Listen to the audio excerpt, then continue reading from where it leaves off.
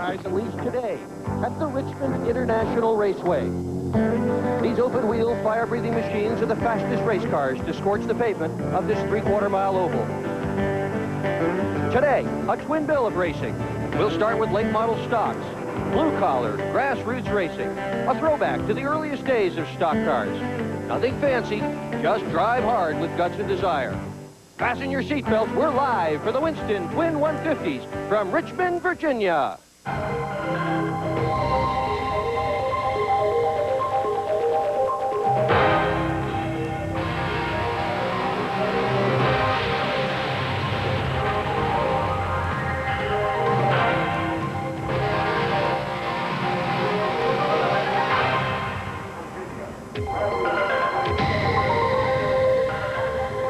It's a beautiful sunny afternoon for stock car racing here at Richmond, Virginia.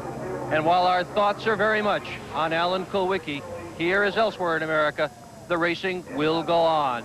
Right now, lining up is a big field of late model stock cars. They're going to go 150 laps. That's 112.5 miles. And as soon as they are finished with their race, they're going to shuffle everything around and bring out a big field of modifieds who will run the same distance.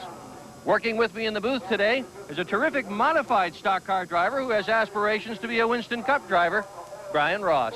Thank you, Dick. It's great to be here. The sun is shining, and we've got a hot field of cars assembled here today. 110 cars attempted to qualify for this show.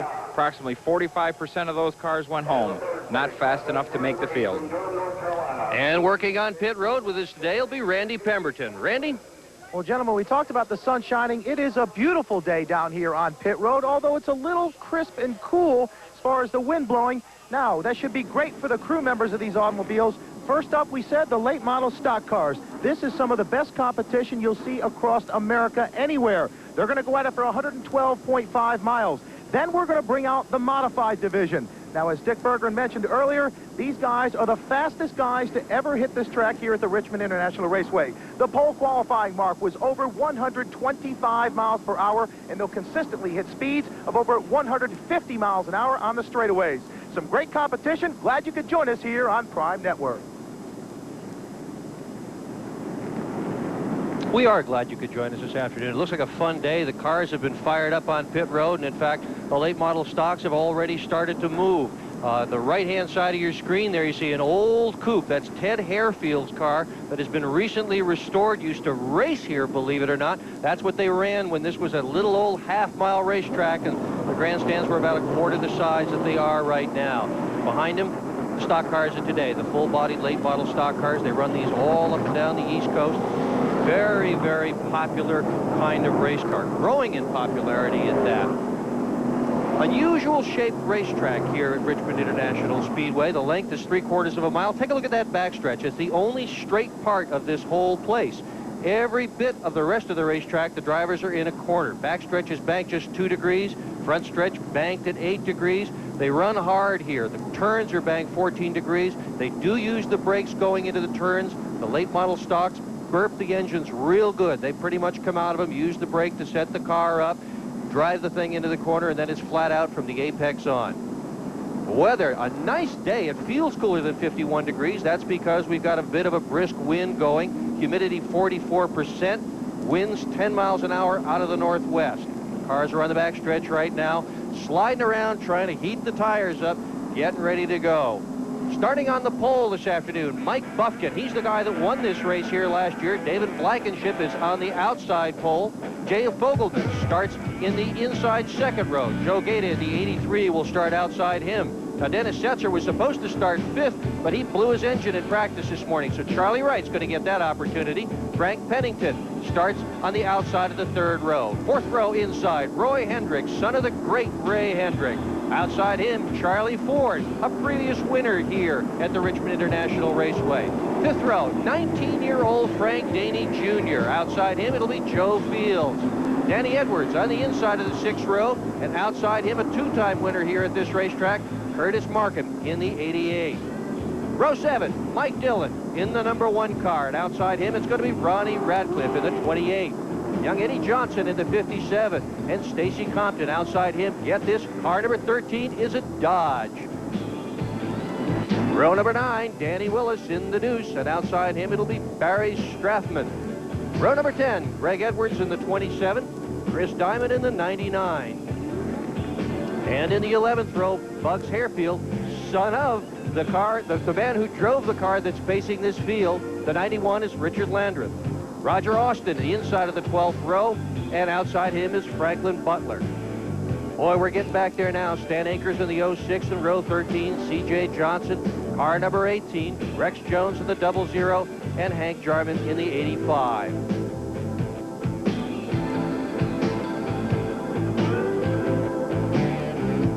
We had 2 rounds of qualifying to set the field here. The top 20 qualified yesterday on Friday.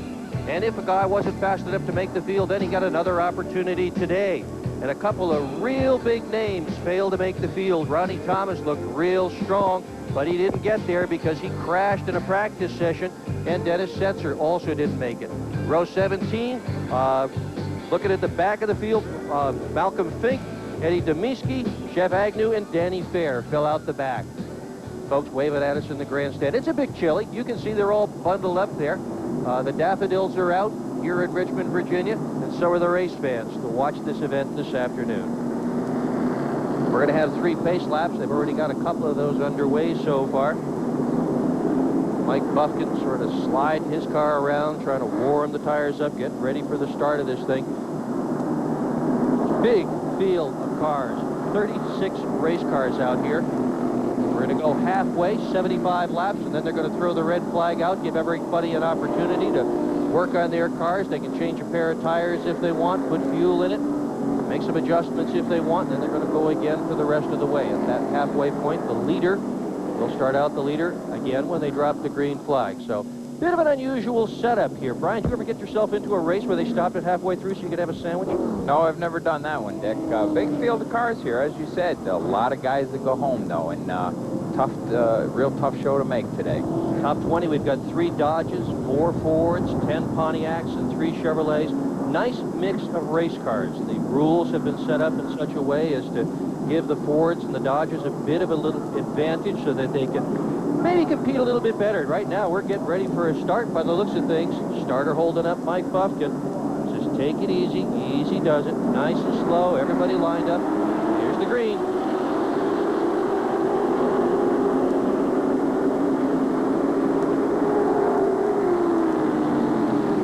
Buffkin's your leader going into the first corner. He's in good shape. At least he was in good shape. He's got cars all over him all of a sudden. Fogelman's behind him. Blankenship's on the outside of him. Big 3/4-mile racetrack like this, a lot of corner, can really wear on these cars and wear on the drivers as well. At the end of the day today, you could be having trouble holding your head. Stacy Compton had a real bad start in the 13 car. He dropped back about 12 or 15 positions on the initial start. And the other one, the Dodge powered car. Blankenship's taking over the lead now, going into the 4th corner.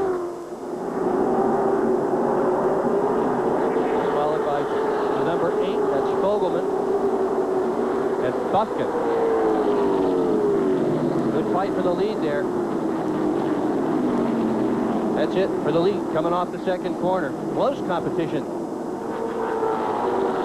Fogelman on the inside. These guys are going after it right away. Too wide in the corners right off the bat. They're not letting it sort out much. Yeah, we've got 2 good races going on here. If you see the 83 and the 84 periodically coming into your screen, there, the 83 and 84 right there. Those are team cars. Mike Buffkin owns both those cars. He put Joe Gaeta in the other one. So Gaeta better be careful not to knock the boss out. Here's a good race for the first spot. Fogelman's got it so far. Blankenship running behind him. Buffkin's dropped back to 4th from leading this race. He's not too nervous, though. He knows all about how to win these things.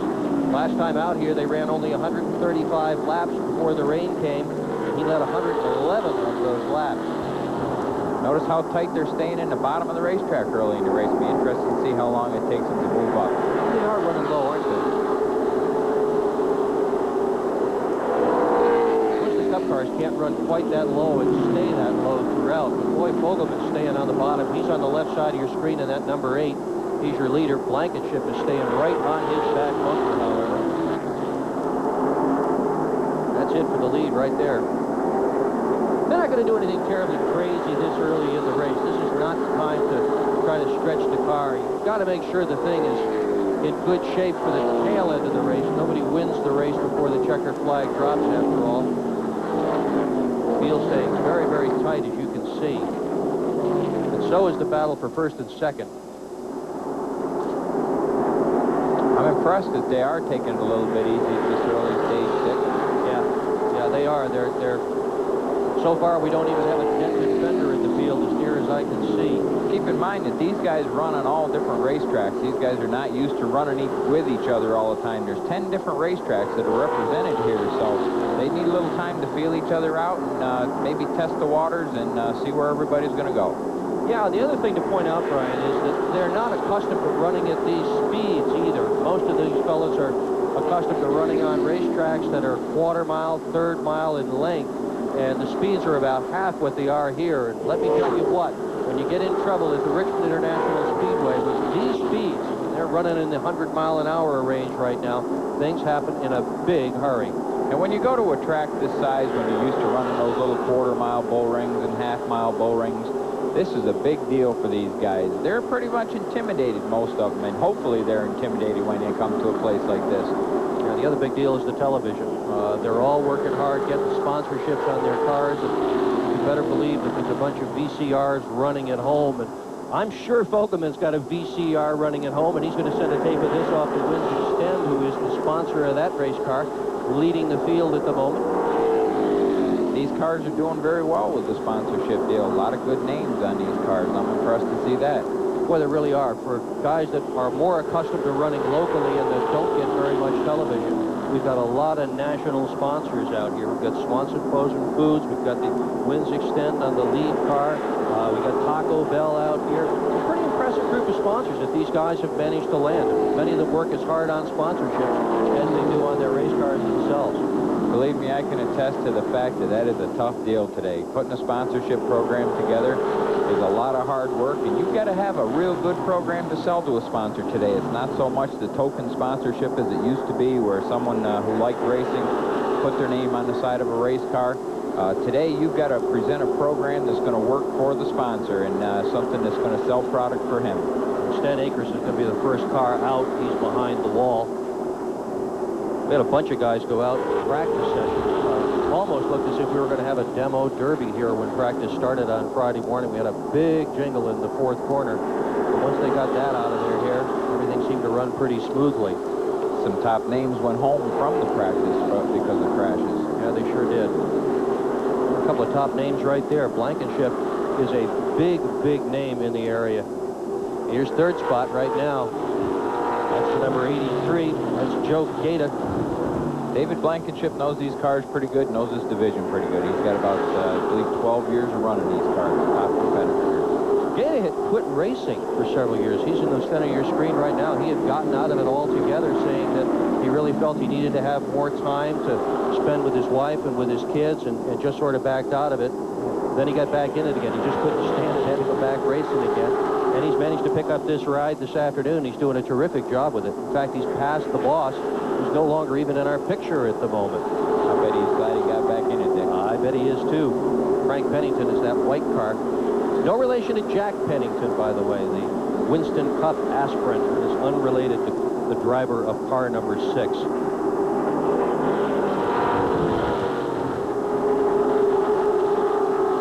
Laps down, and we haven't lapped a single car yet, and that's a good reflection of just how competitive this is. Good, strong event. The cars are still very much running together in a clump. Randy Pemberton in the pits. Well, gentlemen, I'm in Mike Buffkin's pit, the pole sitter for this event, and you notice my cameraman doesn't have any problem moving in here to me. That's because there are very few crew members down here, and there are definitely very few tires. They start with 4 sticker tires to qualify. They took 2 of them off to practice with. When they finish this race, all 4 tires that they qualified with have to be on the automobile. Automobile will only change 2 tires during the entire race. And if you notice, looking around these pits, if it was a Winston Cup race, we'd have 10 or 12 sets of tires here, and probably by now there'd been a caution, and we'd have had 4 changed. But right now, they got all the tires on the car that they probably will through the first half of the race. That's why many of these guys are just testing the waters right now, just taking it easy. They've got to take care of their tires. tight action here. This is Pennington in the number 6 car. 55 trying to take the measure of him. That's Charlie Ford. You saw him in the open. Boy, I guess it's tight action. Very, very close competition. Meanwhile, the 24 has slowed to a crawl, basically slowed to a stop out there on the back straightaway. There's a little escape road. He's going to try to take that, get off the racetrack if he can. Good fight for position right now. That's for the third. Oh! Contact. That's for the 3rd and 4th spot. Well, now we're starting to get serious about it, aren't we, Brian? Yeah, they're getting a little more aggressive now. Probably getting a little more used to the speed now, Dick. Yeah. Getting brave. And I think Pennington took the worst of that. It doesn't look like that car is running quite as well as it was before the altercation. Mike Buffkin just showed up in your picture there for a moment. There he is. That's Buffkin in the 84 right behind Pennington. And that's still for position. We're looking at the 5th spot right now. Pennington, the white car. Slowing on the inside. He's currently having a problem early in this race, too. Pennington in the white car is currently running 5th.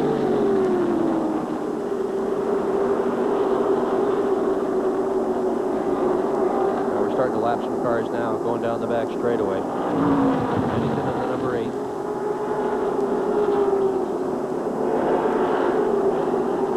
And we're going to have a caution flag on the speedway. Caution is out.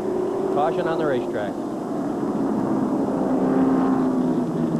You got a car on the entrance of pit road that couldn't make it any farther. Oh, that's what the caution. Yep, that's the 24. He didn't manage to make it in all the way.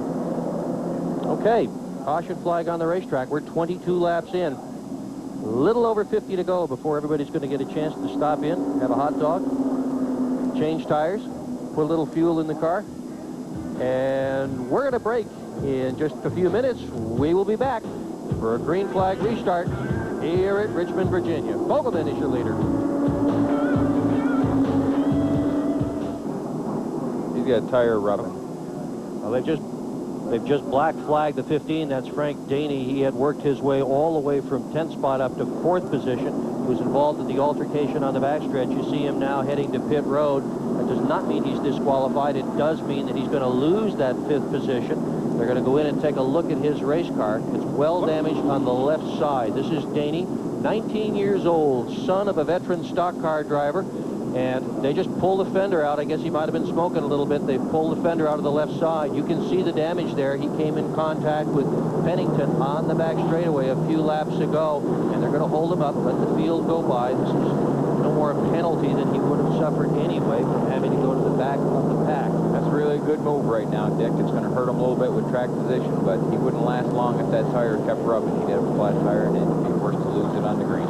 And Eddie Dubinsky is in the process of being pushed behind the wall. He's the car that had slowed, that we had hoped was going to be able to get off on the escape road in the backstretch. Didn't make it.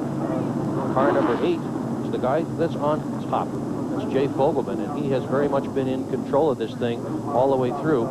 The car on the outside is a lapped car. Where we're going to start is the fast cars are going to be on the inside. Once a guy gets lapped, why he is supposed to go up and just sort of ride around there and let the leaders have their way. One more, no, that's still the caution flag. That looked white from here, but the reality of it is the caution flag. We've still got the yellow out.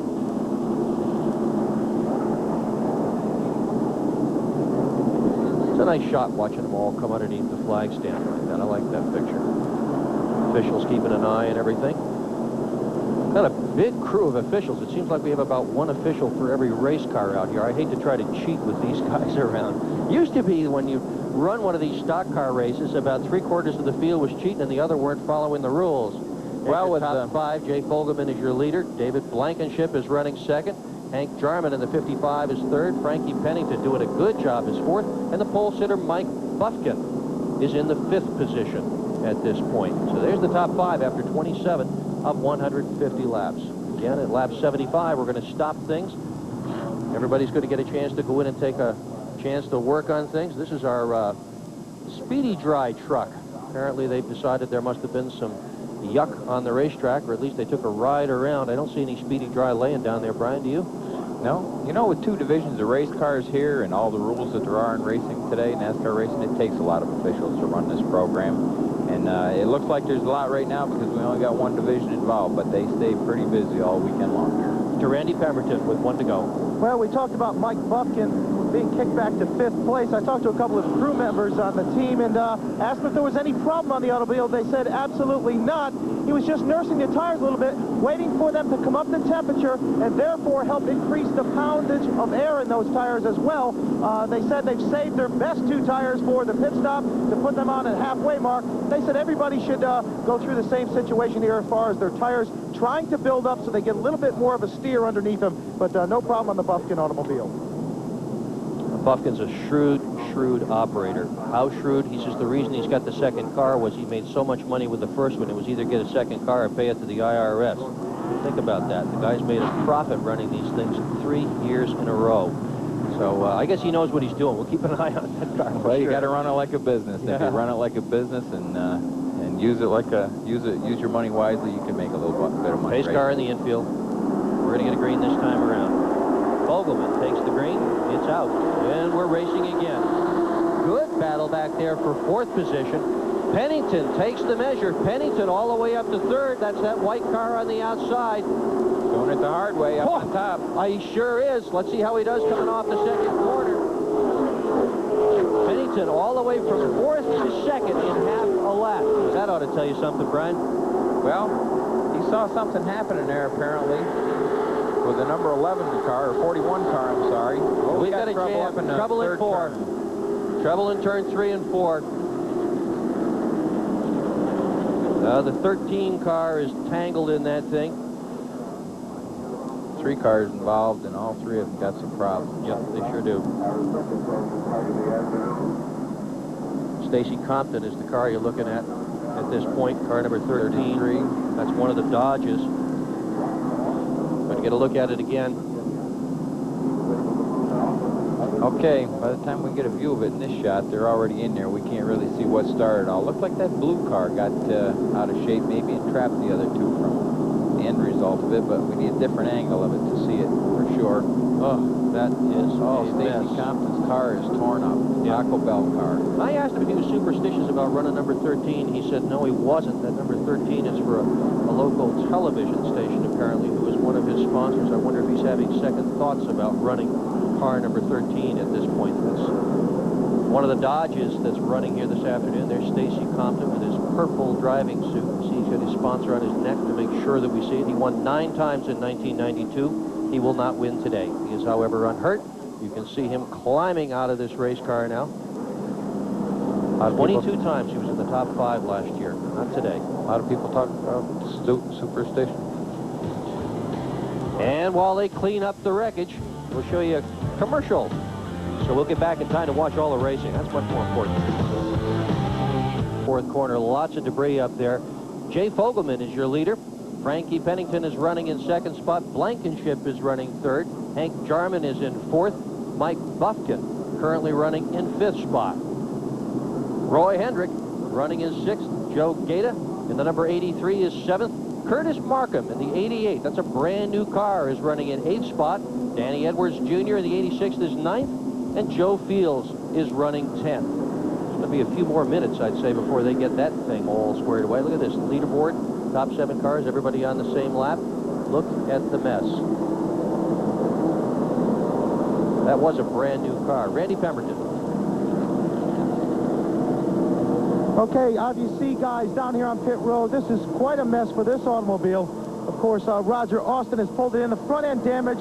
They have ripped the front end snout away from the car. There is some damage underneath the sheet metal as well. They're putting a rubber bungee cord to hold the hood in place. Roger's sitting disgustedly in the automobile. Another bungee cord goes on. He's already lost a couple of laps, so undoubtedly he's out of the hunt today for a win. Well, these things are remarkably expensive, and before this race started, they all looked terrific. There wasn't a single car in that pit area that had a lump or a bump anywhere, but we are sure getting some lumps and bumps today. And we're going to take another break, and when we come back, we'll see if they can get some more green flag laps in here at Richmond. All right. 31 of 36 cars continue to circular racetrack here. We are under caution at the Richmond International Speedway as the result of a 3-car collision up in the 3rd and 4th corner. They're still cleaning that up. All the cars have gone, but there's a little speedy dry up there. Jay Fogelman is pacing the field with Frankie Pennington running behind him, David Blankenship in 3rd, Jarman in 4th, and Mike Buffkin, the man who won this race last year, in 5th. Roy Hendrick, 2nd-generation driver, is in 6th. His father won more modified races here than anybody else. Joe Gaeta is running in 7th. Curtis Marcus is 8th. Danny Edwards Jr. 9th. And Joe Fields, believe it or not, ran some Winston Cup races at Dover, Delaware. That thanks to Al Robinson of Dover, Delaware, who's in the booth today trying to help us out a little bit with the spotting and the information in general. We are getting ready for a start, most likely on the next lap. See the yellow lights on the pace car go out, and they do as he crosses underneath the flag stand. Pennington in that white car has been an absolute rocket here this afternoon. He has done a terrific job moving his way up. He started in the 6th spot. He's now in 2nd, and what a good job he did last time when they dropped the green flag. We'll see if he can do as well this time. Last time by, he passed, what, about 2 or 3 cars on that green flag. Got to be sharp on these restarts. Got to pay attention. Watch that flagman. Flagman's going to control the race here. The leader needs to pay attention. The guys behind him need to be awake here. You sure Fogelman's not going to control the race? I mean, if he takes off, Brian, then what? Then everybody else needs to go, too. I think they do. New Pontiac Trans Am pacing the field here today. Boy, isn't that a pretty car? It sure is. And they go, too. We've got a Pontiac at the office, and let me tell you what, we enjoy it enormously. Ours is a little bit bigger. We've got one of those full-size Bonnevilles. What a neat car that is. Okay, here comes Fogelman. Oh, yeah. He's got it. Pennington couldn't do a thing with that one.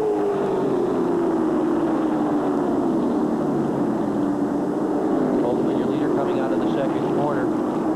Field very tightly bunched. Virtually nobody has been lapped yet today.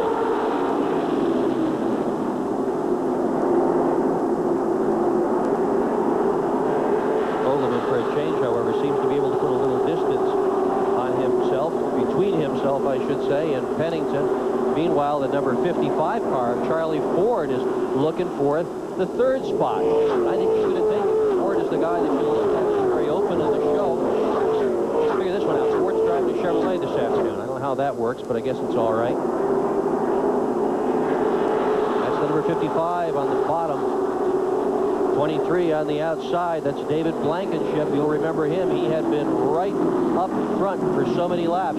That's the best race on the speedway right now. That is a race for 3rd spot. Good side-by-side race there, and the 84 car is going to get involved in that, too. 84 is Mike Buffkin. He was your pole sitter. He's probably sitting back there saying to himself, I hope these guys don't run into each other, because if they do, they're going to collect me. Buffkin has decided that the bottom lane is the one that's going to run. He thinks Charlie Ford is going to be the faster of the two. He's taken that same lane, and he was right, but he couldn't do much with it. Buffkin might be a guy to watch because his crew said he's all right, and he's taking kind of a conservative approach here in the beginning, saving the tires, saving the race car, yet staying in the hunt. Let's go to Randy with Stacy Compton. Randy? Well, Stacy, you just took a little trip to the infield care center. Are you okay?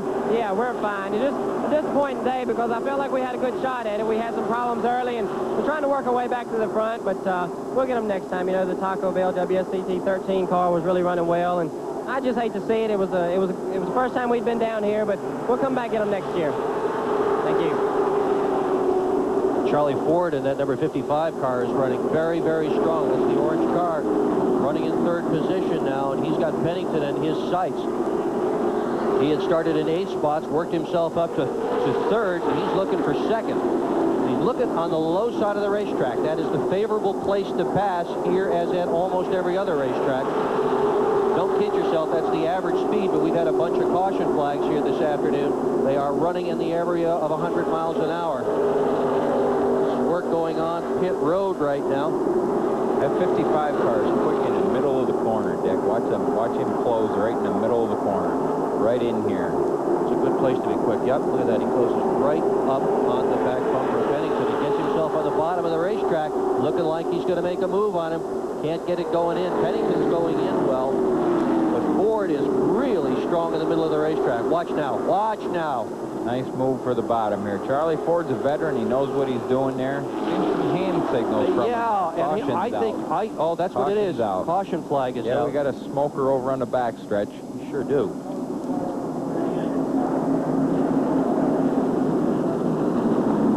That's the 99 car, Chris Diamond. Yeah. He's a Hickory regular, and it looks like he's going to need another motor before he's going to be a regular anywhere, unless that's just a line of some kind. These cars do not run dry sump systems, so we ordinarily don't have bad lines, so it's most likely an engine. While they sand the racetrack down, we're going to take a little break for a couple of messages, and we'll be back with more stock car racing from Richmond International Raceway. Let go, and it let go in a big way going into the first corner. He get another look at it. Boy, look at that mess. Brian, how come so many of these motors blow up going into the corner? Why not in the middle of the backstretch? Well, usually, Dick, when they blow up like that going in the corner, they got something ready to go, and they put all that back pressure on it when they lift the throttle and put all that back pressure in the motor, and that's all that part can stand.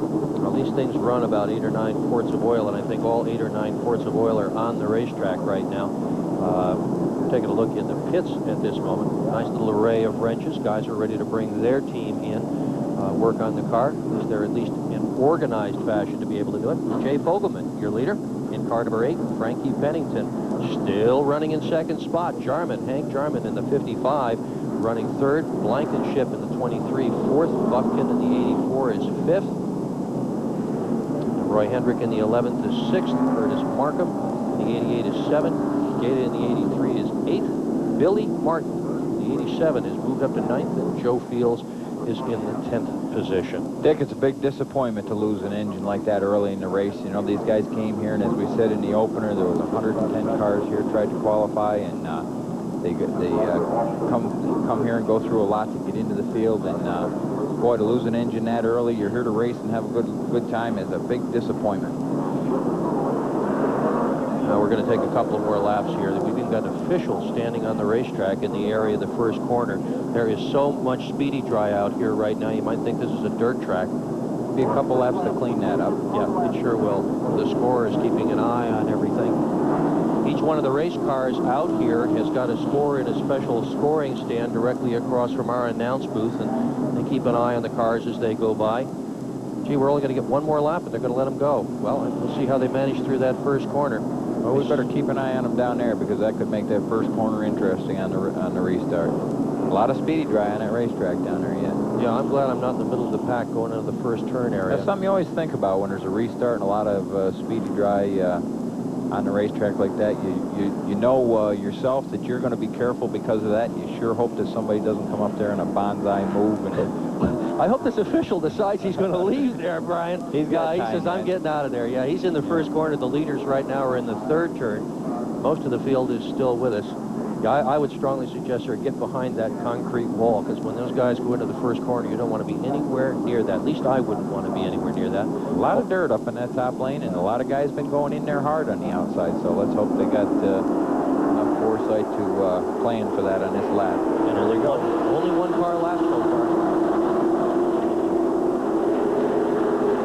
Well, Pennington's going to not mess around with this. This is not his opportunity to try to pass, but meanwhile, Charlie Ford in that number 55 running in third spot, he is closed right up on Pennington. Pennington of the white number 8, Ford of the 55, that's second and third. Jay Fogelman, your leader, he's on the right side of your screen at this time. As we're going into the first corner now, most of that speedy dry has been swept away. Racetrack in good, clean shape now going into the first corner. In fact, toward the back of the pack, they're running 2 and 3 wide. It's just fine. Somebody's slipping and sliding around. Nice shot. You get an idea just how fast they're going here at Richmond International Raceway with that shot. Fogelman again heading into the first turn. 50 laps down, 25 to go before we get to that break. Cars still staying pretty tight to the bottom. Yeah, they are. Through the corners. They say there's not much aerodynamic effect with these cars. I'm a little bit surprised given that we're running full-bodied cars here. Some of the drivers say that if you get right behind a guy, look at Charlie Ford on the inside. Ford trying to make a move for that second spot, thinks better of it, drops back in again. Some of the drivers say that if you get real close to a guy's back bumper, that you can take the air off that back spoiler, get him to wiggle a little bit, be able to take advantage of it. It looks like that is exactly what Charlie Ford is trying to do to Frank Pennington. I talked to Curtis Markham about that, and Curtis has got some pretty good racing experience. And he said we can move guys around a little bit out there.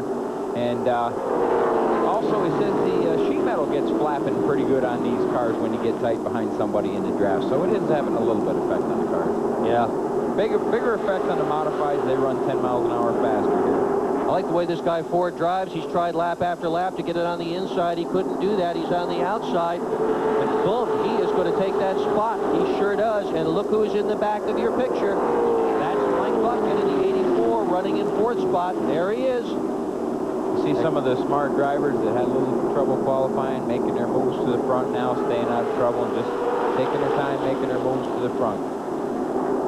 The race is starting to develop now, Dave. Yeah, it sure is, and it's developing very much for Mike Buffkin, who has seen Pennington get past, and he decided that Ford did such a nice job on the outside.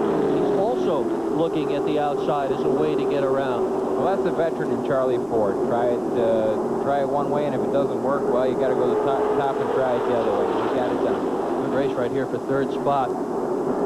Pennington, who had worked his way up to second, now running in third. Mike Buffkin trying to take that away from him. Buffkin, owner of a pair of race cars out here. Sponsored by BEA Cable, MNS Communication. His third sponsor isn't any letters at all. Smart Landing Line Construction. I think it's all part of the same outfit. He says it's the sponsors that let him keep white racing. car there. Yeah, Pennington's car. Pennington is dropping some smoke. He He's sure got is. some damage on the right side, and that could be a tire rubbing in the middle of the corner when the body lays over. Yep. If it is, then the only question is how long will that tire last? We're on lap 56 now.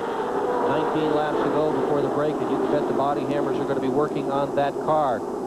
Actually, it also looks about the place where he jumped back on the throttle, so maybe that body looks clear from this shot here, so it may be a little engine smoke.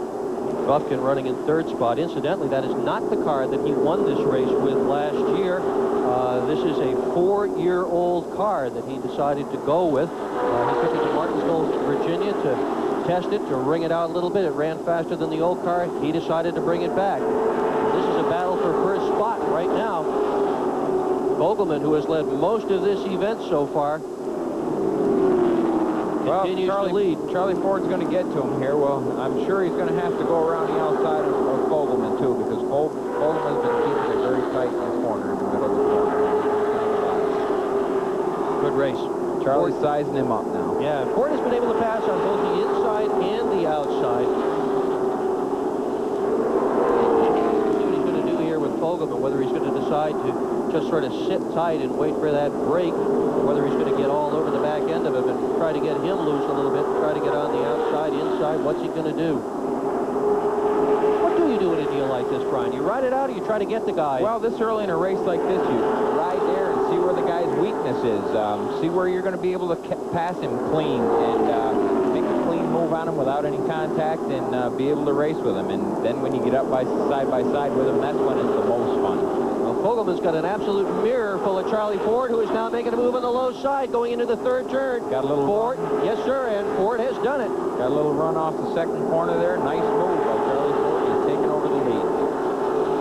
This Ford is really strong. He started in H1. I don't know who decided to set up the open for this show with Charlie Ford, but they had a good choice, didn't they? He came off the second corner there, and he came across the corner a little bit. It gave him a little bit of downhill momentum coming down. There's enough of a bank there to get a little downhill momentum.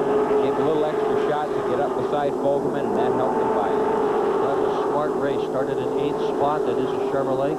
Currently your leader. And I'm going to tell you what, if Vogelman's going to swap that position, he's going to have some hard work ahead of him, because Vogelman is dropping back. Charlie Ford is opening some space. You see the crewmen there with the stopwatches. They're keeping an eye on it, too. They know what's going on. Everybody right now, you can better believe, is watching this number Charlie Ford has got rhythm right now. He's establishing his rhythm. He can just steadily pull away because he's got a nice rhythm. You'll watch him lap after lap in the same groove, and his car's feeling good to him. And Charlie Ford's looking good right now. He's got that rhythm established. He sure is. We're going to have a break right now. When we come back, we're only going to have a few laps before we're going to break for that big change in the middle. Charlie Ford's your leader. We'll be right back. Fogelman is running second, but Mike Buffkin, running in third spot, has come on very, very strong in the last few laps. He is trying to close up ground. There's Buffkin. He is trying to close up ground on your leader, Randy Pemberton. Well, we've got Randy Nestor here, the crew chief on that automobile. It looked like he slowed down a little bit there for a few laps, but all of a sudden he's putting the hammer down again. Well, the BEA cable Pontiac running mighty good. At the first of the race there, just took some time to get the tires heated up, so we just dropped back. Then our competitor there, number 83, he dropped back too. They just sort of rode, and we got two parts of this ball game here. We're going to make some changes at halftime, and we'll be there at the end. Okay, well, he's doing a heck of a job right now, and he's got his eye on his driver right now. He wants to get back up on the truck and do a little spotting for him. I like that headshot of Buffkin. Look at him standing there smiling at us. He may well be in the catbird seat with this whole thing. He's a smart guy. He did all of his practicing for this event on last year's tires. Realize that this race is going to run in such a way that when we get around to the checkered flag, the tires are going to be pretty well worn out at that point. And he has really got some experience here, some practice with the setup, with the handling, with how to drive it on worn tires. Meanwhile, Charlie Ford at the number 55 continues to have things exactly his way. He's right now going through the third, fourth corner with Fogelman behind him, but we'll see. We've got a couple of lapped cars right up in front of them. We will see how the leaders handle this mess. Fogelman now has closed on the 55. 55 of Ford. There's the lap cars dropping down, dropping out of the way. I think 55, Charlie Ford just took his time there a little bit to see where those lap cars were going to go. That's a smart move on his part. Let's see if he doesn't open it back up when he gets by him. And I think Fogelman thought he had a golden opportunity there too, Brian. Sometimes those lap cars do give you an opportunity to get back, but I think Charlie Ford is a strong hand right here now. Sometimes they can take you out of the race. Yeah, they can. That's why it sure has, and that's why it's smart for Charlie to just lay back for a second, side competition, know who these drivers are, see what direction they're going to go in the corner, and then get it, make his move from there. We're going to get the white flag next time by.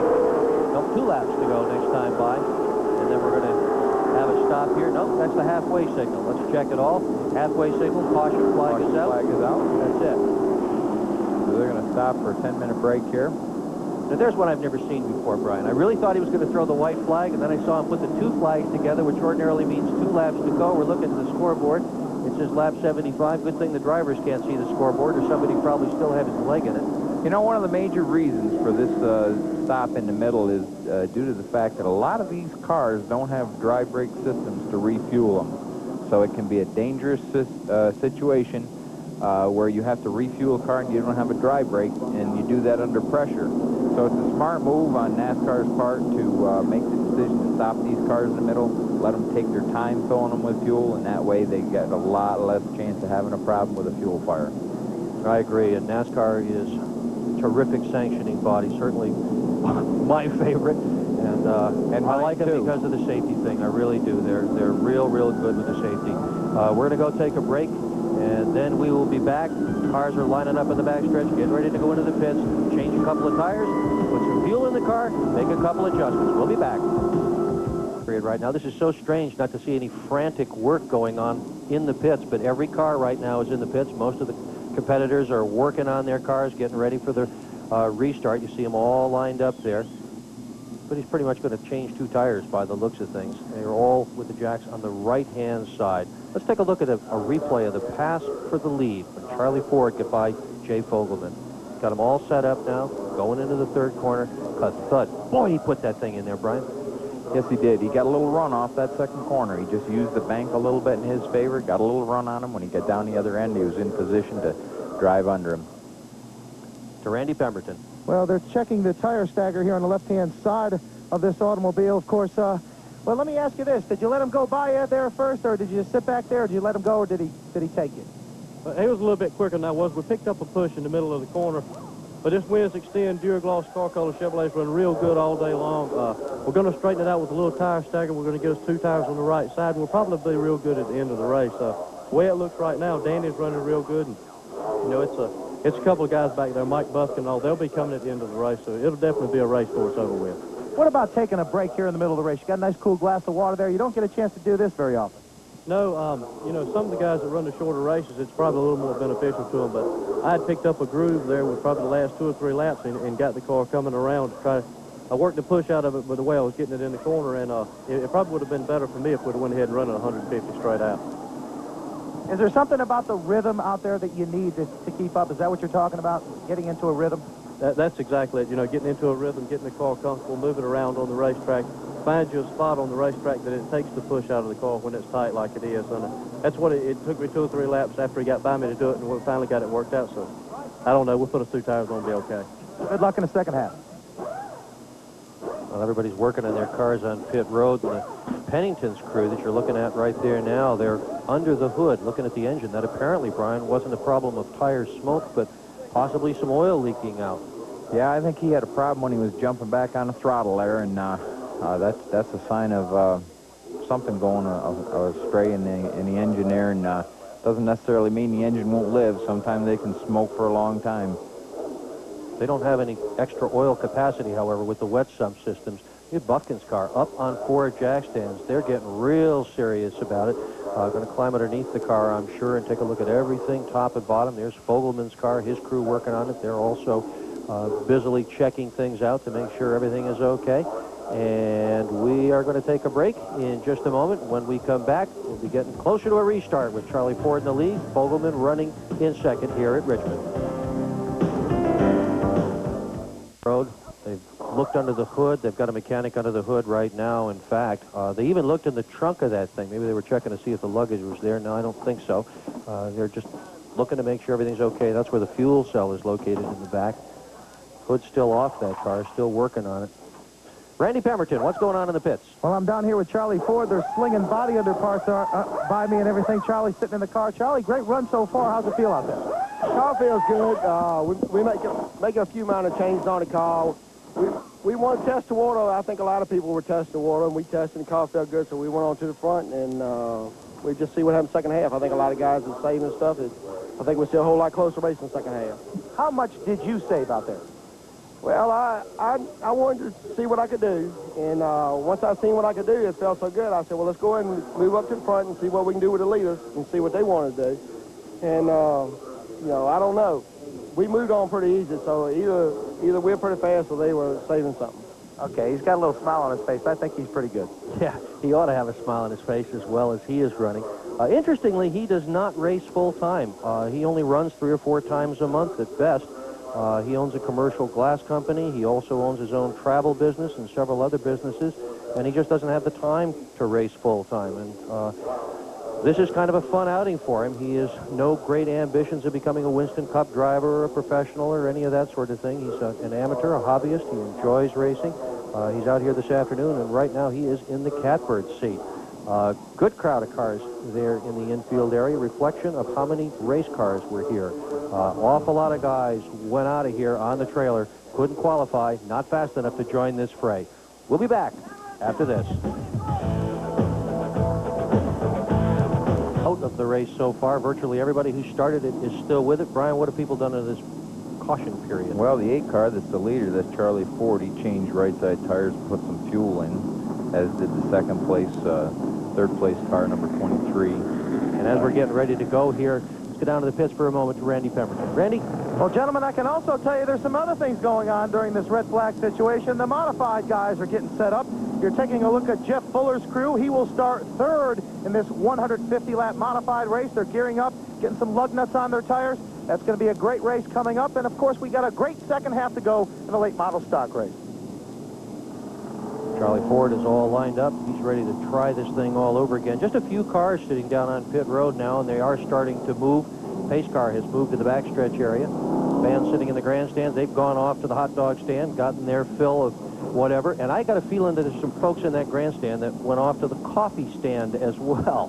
Because even though the thermometer says it's a warm afternoon here at Richmond, you sit around, you sit nice and still for a while, and it gets cold. Not cold in the cars, though. The engines keep them nice and warm, and for sure the drivers don't need a jacket doing what they're doing. Charlie Ford is going to be your leader when we come back. Jay Fogelman, who had started in third spot, is going to be in second. Mike Buffkin, who started on the pole, will be in the third position. Pennington, who started sixth, driving car sixth, will be in fourth. Blankenship, who started second, will be in the fifth spot. Roy Hendrick has moved up one from his qualifying starting position of 7th to 6th. Joe Gaeta started 4th. He is now running 7th. And little Eddie Johnson started all the way back in the 15th position. We haven't talked about him at all today. But Eddie Johnson, the number 57, has moved up to 8th. Good racer, veteran racer, even though he's a young racer. Yeah, Roger Austin's car here is pretty well torn up. We had watched him earlier in the pit area, watched him trying to beat and bang and straighten that thing out so we could run. Right now it looks like it's missing a few body panels. He's down several laps. Yeah, he's down several body panels, too. Yeah. Here's the top 30 for you at the halfway point. Charlie Ford, your leader. Fogelman second. Mike Buffkin third. Frank Pennington fourth. Blankenship is in the 5th position. Roy Hendrick is 6th. Gaeta 7th. Eddie Johnson 8th. Tom Sherry is 9th. And Curtis Markham is running 10th at the halfway point. Danny Willis in the 11th spot. Danny Edwards Jr. now running 12th. Frank Daney Jr., he had to go all the way to the back of the pack after they called him in for a black flag. He is now up to 13th. Charlie Wright, 14th. Jeff Agnew, currently running in 15th position. Bugs Harefield, by the way, the first name is after Bugs Stevens. His father is Ted Harefield. He is running in 16th position. Joe Gaeta is running 17th, running Ratliff, running 18th. Rex Jones, better than Rex Cars, running 19th. C.J. Johnson is in the 20th spot. 21st, Franklin Butler. Mike Dillon is 22nd. Barry Straithman is 23rd. Steve Darn, 24th in a brand new car. Hank Jarman is running 25th. 5 more to go, and we're going to have the top 30. And there's Hank Jarman again at 26th. Chip Johnson, 27th. Malcolm Fink in the 28th. Billy Martin in 29th. And Roger Austin in 30th. And this might be a presidential trophy dash. Al Robinson has just pointed out we have an Agnew, a Ford, and a Johnson in this field. A Jeff Agnew, a Charlie Ford, and an Eddie Johnson. And we sort of wonder about who might be in the modified. So we're wondering if there's an Ed Kennedy here, but I guess not. Most all of the cars made tires and fuels, did tires and fuel, and several of the cars, including the 84, the 6 car, the 26 car. Pulling lug nuts onto the wheels right now. This is only in the event of a flat tire. These are late model stock car wheels. These are not the modified wheels. They've got the small bowl circle in the center. One of these guys were to get a flat tire, they are allowed to come in and put a new tire on the car. But that's it. Other than that situation, if you're going to put a tire on the car, you do it under a yellow flag, well, you go back a lap. 1 lap to go. By the looks of it, lights out in the pace car. We could get a start here. Should get a start here, as a matter of fact, this time around. That was a good, quick little stop. One of the hardest things for me, Dick, is watching this race here today and not being in the race. Got to be tough. Steve Bowens in the 03 watched it for a while. He's back in. He had pitted. We're about to get a green flag, and we've got it. And ho, ho, ho, look at Mike Buffkin on the outside there. Buffkin, right out of the break, is looking for 3rd spot. So much for Mr. Conservative. 84 car made a change under the hood. They probably turned on the wedge bolts. He's looking pretty strong for the moment here. Not much you can do to the engine under the hood during a break like this to get you additional power, but you can make some adjustments in the suspension of the race car, and that'll make a big difference. Good tight pack here in the top 4. You're allowed to turn wedge bolts, but you're not allowed to change springs or shocks or anything major like that. That's right. They were only allowed to do things that they could do under a normal pit stop. Front 4 real tight. Fogelman now very, very close to Charlie Ford. Fogelman closing up like he's serious about trying to take the lead. Fogelman gave him a hole on the outside. He didn't take it, but Buffkin did. Buffkin on the outside has taken 2nd position. Buffkin should get a nice move off this corner right here, too. We'll see. Fogelman is still on the inside of him. He is going to have to deal with Fogelman in addition to looking for Ford in the lead. Nice fight for the lead. I'm glad we stopped for that yellow flag. Bottom way is a short way around, but the top way you keep the momentum up, and these aren't big horsepower motors, so it's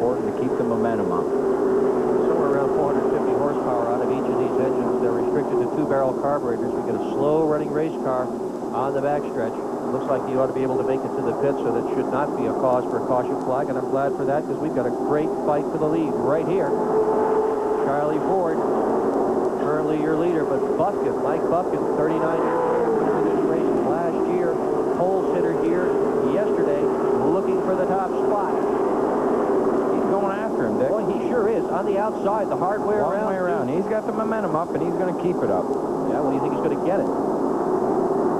Well, he's looking pretty strong here. If he doesn't get carried away and drive it in too hard and lose control here, he'll be all set. We're kind of running this race as if we're on the last lap. It's the kind of race where a driver needs to be patient. Those side-by-side races take a lot of discipline. And you got to be patient, not let your competitor intimidate you and run you in the corner too hard. Not a place to make a mistake. Good race for the lead right here. Teammate coming up there pretty quick, too. Yeah, he sure is. 83 car. Yeah, and Fogelman's just sitting there in the catbird seat. Fogelman is running in third spot. Sometimes he goes high, sometimes he goes low. Light change. That did it. Buffkin's got it now. Buffkin's got the lead. Charlie Ford now solidly in second spot. Fogelman, no doubt, had a good look at how all that went. There's Fogelman running third. There's that smile from Mike Buffkin. I'm sure he's just looking like that right now behind the wheel, too. He just had my hand in the cookie jar, I'm sure he's saying.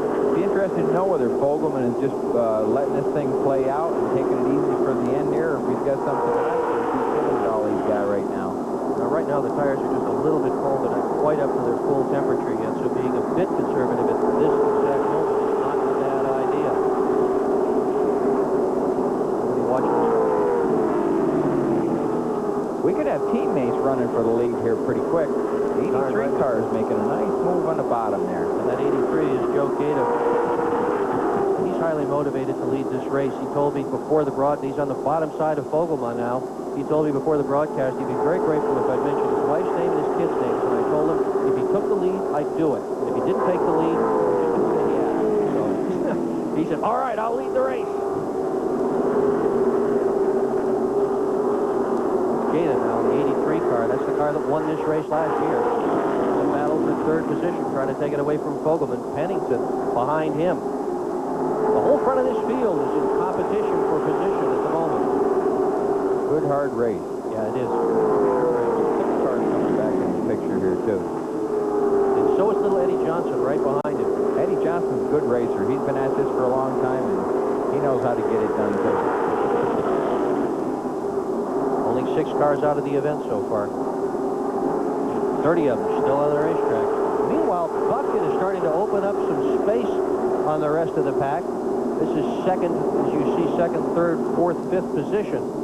They're running a bit tighter than Buffkin is. The second spot, Charlie Ford. There's Buffkin right there. Buffkin, your leader. He may have another problem. He may have to buy himself another race car at the rate he's going, or he's going to have to give the money to the IRS.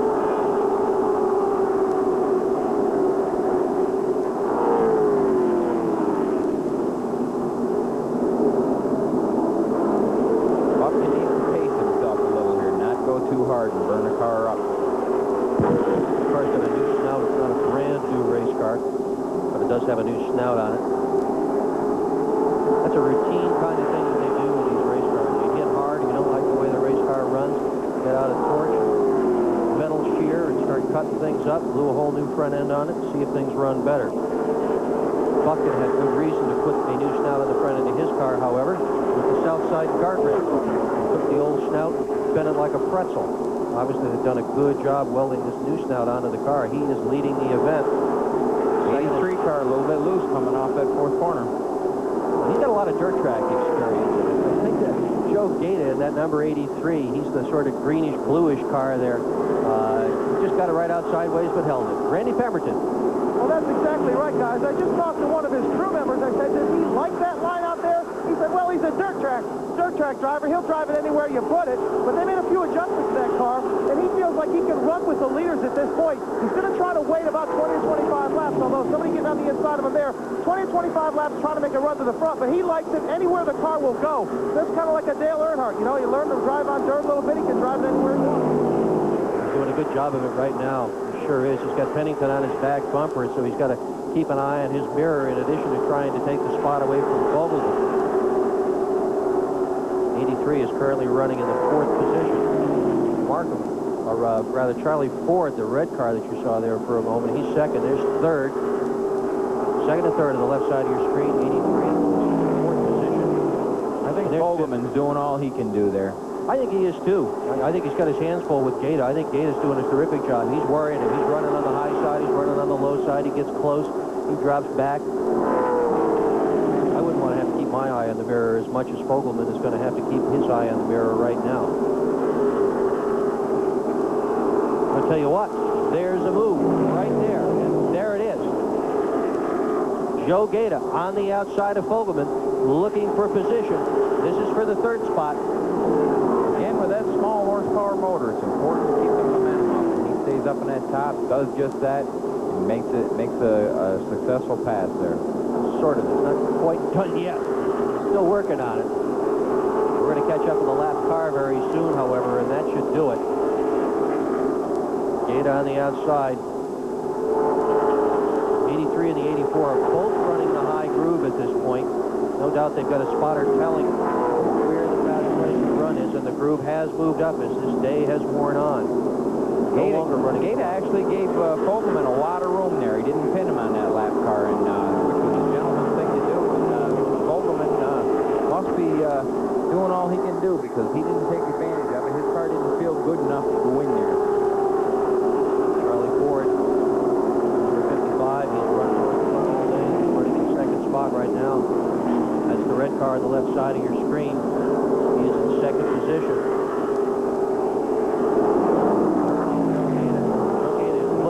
Charlie Ford's spot, and he's going to try it again on the high side. Gaeta likes that high side. He likes it up top there. Car feels good to him up there. He's keeping the momentum up.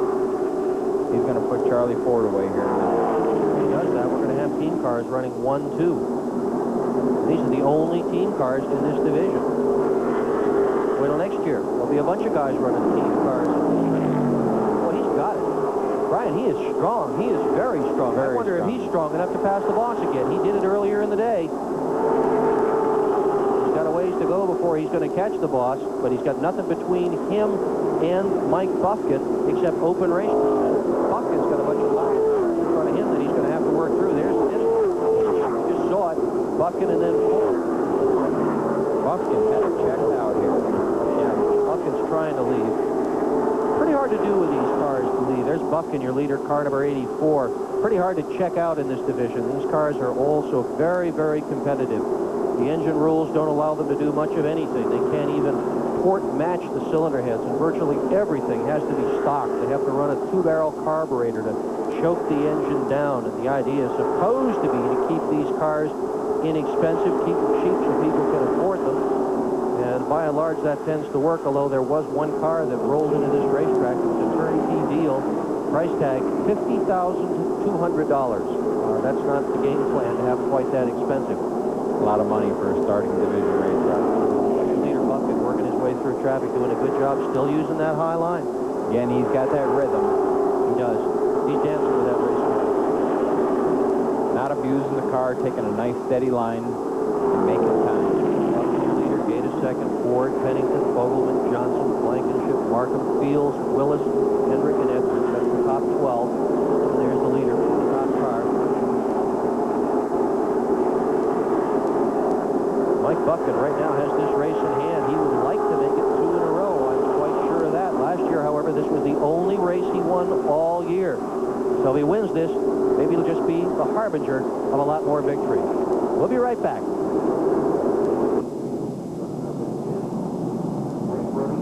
Car on the outside. Ding dong. They just hit a little contact. He got sideways. Jeff Agnew got out of shape a little bit. Came down the racetrack because he was out of shape. They made contact. Both cars spun. Sure as those, there's no damage to either one of them. But Franklin Butler is lucky to get out of that infield area, though, as wet as it is there. He just drove out of it. There's the 05 of Jeff Agnew. Just a little bit sideways coming out of the 4th corner. You just can't do that here at Richmond, not at the speeds that they're running. While this is going on, the 15 of Frank Daney Jr., who had again worked himself into the top 15, has pitted one more time. We're going to get a look at another car here. Number 62 that involved in the accident, Franklin Butler, right here. Drove out of the infield under his own power. That's good. If he'd had to wait for a wrecker, it probably would have been a couple of laps that he would have been down. Lost a lot of track positions there. Oh, yeah. And right now, I'll tell you what, track position is critical. We are on lap 108 of 150 laps. Under the hood on Frank Daney Jr.'s car. 19 years old. Next year he wants to run Busch Grand National, and the year after that, well, who knows? He is full-time at this. Family-owned Speedway Engineering in California that makes, of all things, racing equipment. His father was a terrific race car driver, started that business because everybody wanted to buy the clever things that Frank Daney Sr. had built for his racing cars. Now Frank Daney Jr. a year ago told me he was going to do this, packed his suitcase and moved south because he said that's where the action is. He had been living in the northern Los Angeles area, has now moved to Virginia so he can be close to the action, wants to be a full-time racer, lots of experience in go-karts, TQs, and that kind of thing, and he just may well make it. We are still under caution for the incident involving Jeff Agnew in the 05 and Franklin Butler.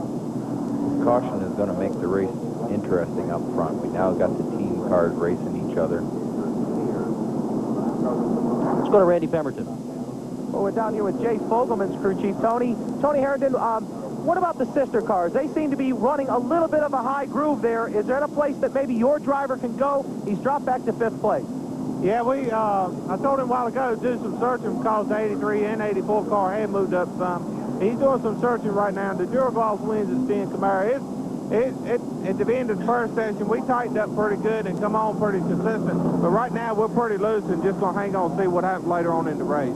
Did he try that high groove, and if he did, what happened? Yeah, we did. We run there a couple, 3 laps, and it seems like the car just got a little bit looser. And just, fast we running here, we really aren't used to it that much. And rather hang on with a sure thing to get out there and get too loose and come home with nothing.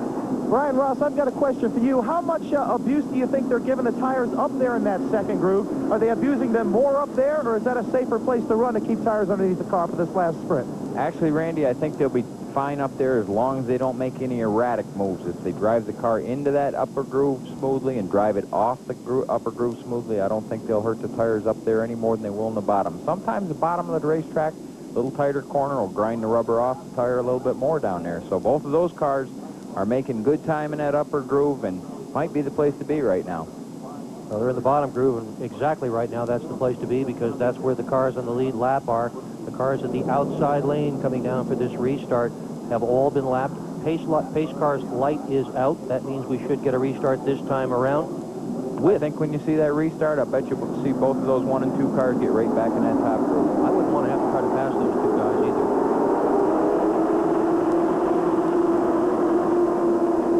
Getting down to it, 112 to 150. Whoa, we're going to dangle in the first corner. Trouble in turn 1. Everybody's going to recover. Boy, that was close. That was not a good move by that 6 car. That was Pennington. Pennington got himself into the 55. Well, maybe it was, maybe it wasn't, Ray. He's managed to pick up the spot. And if that was the point, he got the job done. He was awful lucky to get out of there, though, and so was Charlie Ford. Yeah, he was. Could have wrecked some race cars right there at the front of that pack. Yeah, and that's not the place you want to wreck, because when you wreck at the front of the pack, chances are very good you're going to get clobbered by a bunch of other guys going through. Mike Buffkin, he's leading the team car, the car that won the race here last year. Joe Gate is running in second spot.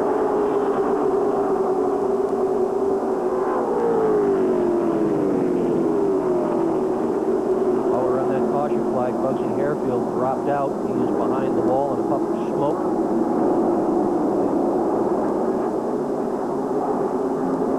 But Mike Buffkin is in control here. He's opening up a little bit of likes racetracks that are mostly round. Well, this is, as far as racetracks that are mostly round, Brian, I don't know any other racetrack that's got as much turn in it as this place does. Fogelman and Charlie Ford, that is a battle for the 4th position. Ford on the high side, Fogelman on the low side. The high side has emerged as the place to run here late in the race at Richmond this afternoon. Charlie Ford gets it done up there. Both of those cars move back to that top row.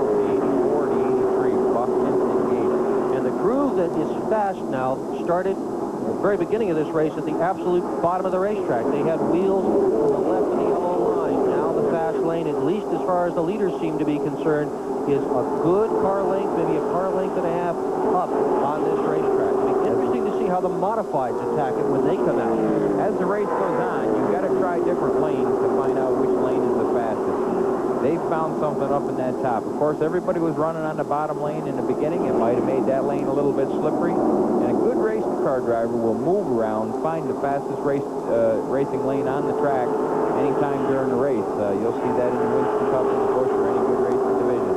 These guys have done it. Apparently, they got enough experience, and they're right back up in that top group, keeping the momentum up on those race cars, making it work for them. Charlie Ford, the number 55, has got a rear view mirror full of Jay Fogelman. And Eddie Johnson is in the picture, too. He's the car on the right-hand side. That light blue car, the 57, is Eddie Johnson. Eddie Johnson was 5th last year. 6th spot right now. That's the blue car in the back of that pack going into the first corner. And Eddie has... Yeah, he's got his sights on Fogelman. Yeah, Eddie's got his sights on Fogelman. Fogelman's doing all that he can do. Eddie needs to move up in that top lane. Look at Eddie, and you see him walking around the pit. You wondered if he could even drive the race car. He's such a little fella. But let me tell you what, he gets behind that wheel, and he is a tiger. Small in stature, but he's a giant in his car. He's a good race car driver, too. He's enjoyable to watch. He's got a dent in the door, but he's the kind of driver that can pass car after car after car without hitting anybody, without touching anybody. It's fun to watch. I'd like to see him try that top groove, keep the momentum up a little more, keep that engine wound up. I think he could maybe do it up there. Suppose I can get radio contact with him, Dick, and suggest that to him. Well, I suspect when he watches the tape afterwards, Brian, if he doesn't get this spot, he's going to wish that you were his spotter. And you've done some of that, haven't you, Schrader, from time to time, Kenny Schrader? I did a couple times. I had Mike Joy's spot for me one time. Mike Joy's an excellent spotter. Also an excellent announcer and sometime would-be race car driver. There's Fogelman. Very important job. The spotter can help a race car driver out an awful lot. Suggesting different lines to him, telling him where to be, watching for the wreck. When a wreck happens, tell him where the debris is on the racetrack. Spotting's a very important job. Right now, there's a whole collection of them, about 30 people standing on top of the press box watching this race with radio contact with their drivers, telling them where they ought to be running, and I suspect the answer is run high, guys, run high. We're watching Jay Fogelman in the number 8 trying to defend his position. That is 5th from Eddie Johnson and a number 57. Johnson currently running in 6th position, finished 5th here last year. Eddie Johnson's going to run someplace tonight. Yeah, I bet he is. He started 15th today. He got the 6th spot, 15th. Sat in the driver's meeting before the race and asked the question about getting out of here in time to run another racetrack. I think he's going to try the low side, Brian. Yeah, he might do it here. Fogelman's trying the top now. See if there's anything up there for him, and see if Eddie can do it with Fogelman on the bottom or on the top. I'll tell you what, Eddie looks good in that bottom lane. Yeah, he really does. The fast lane can be the high lane, but if your race car doesn't like it up there, you just got to run where the car wants to go. Well, yeah, that's 100% right. You know, if the car is a little too tight and you get up there in that fast lane, first thing you know, you're out there in the marbles, and that's trouble. We only got 25 laps to go. The drama is unfolding here. Getting on down to it at Richmond. The officials keeping an eye on it. Bufkin, your leader. Gate is 2nd. Pennington 3rd. Ford is 4th. Fogelman is 5th. And we're getting down to the end of the 150 at Richmond.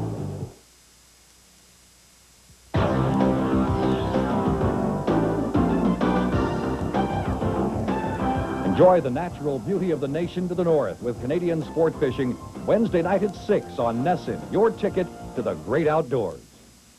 Back at Richmond International Raceway, I'm Dick Bergman with Brian Ross, Randy Pemberton, and we're watching a fight for the lead between a pair of team cars with only 20 laps to go. Mike Bufkin, pole sitter, leading the race. He owns both of these cars. Joe Gaeta running in 2nd spot, trying to pass the boss. You better believe he's going to have to be careful in a move like that. He doesn't want to put the boss in the wall going by him. No, but he's wanting to taste of that victory there. He can see the boss in his sights. He's putting the pressure on him here. And this is really playing out to be a good race. It is interesting. I'm just glad that I'm not in the third position car having to go by them.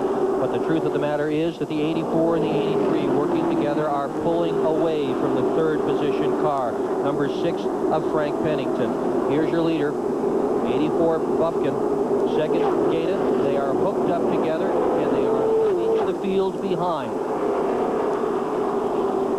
Boy, this is a hard one to call here. It seems as though Gaeta can close in on him for a while, and then Buffkin seems to check out on him. And meanwhile, the third position car, Pennington, showed a little bit of smoke coming out of the turn the last time. Oh, trouble in turn 4. Whoa, bang!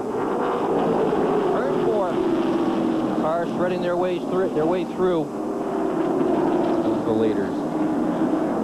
27 time. Yep, 27 is Greg Edwards. Much of the tail end of that is gone. Leaders made it through just fine. Edwards did not. 27 car came in there and locked the brakes on, got sideways, and kind of backed into him. Yep. You see the banking as you see how it appears to be very steep here. Caution flag on the racetrack. 5th caution flag. Oh, look at this. Look at the debris hanging out the back end of that car. That's the number 27. And we're going to take a break right now. When we come back, it is going to be for the finish. Buffkin and Gaeta, team cars running 1 and 2. Charlie Ford trying to run them down. Pennington in 4th, Kogelman in 5th. Who will win? We'll see shortly. Have come back just in time for the green flag. Mike Buffkin, your leader. We are on lap 135. 14 laps to go. Buffkin's teammate is on his back bumper. Charlie Ford is right behind him. That caution has closed up the lead. Gaeta's going to try him on the bottom. We'll see. Charlie Ford is going to try Gaeta on the bottom. And he's got it. Ford on the bottom. 19 cars. I'm not sure he's going to put him away, though, Dick, because Gaeta a little sideways off that corner. That didn't help him, but he's strong up on top. 19 cars still in the lead lap. Number 27 has just gotten the black flag. That's Greg Edwards. He was involved in the altercation that brought out the caution flag just a few moments ago. Team cars running 1st and 2nd. It's a great race.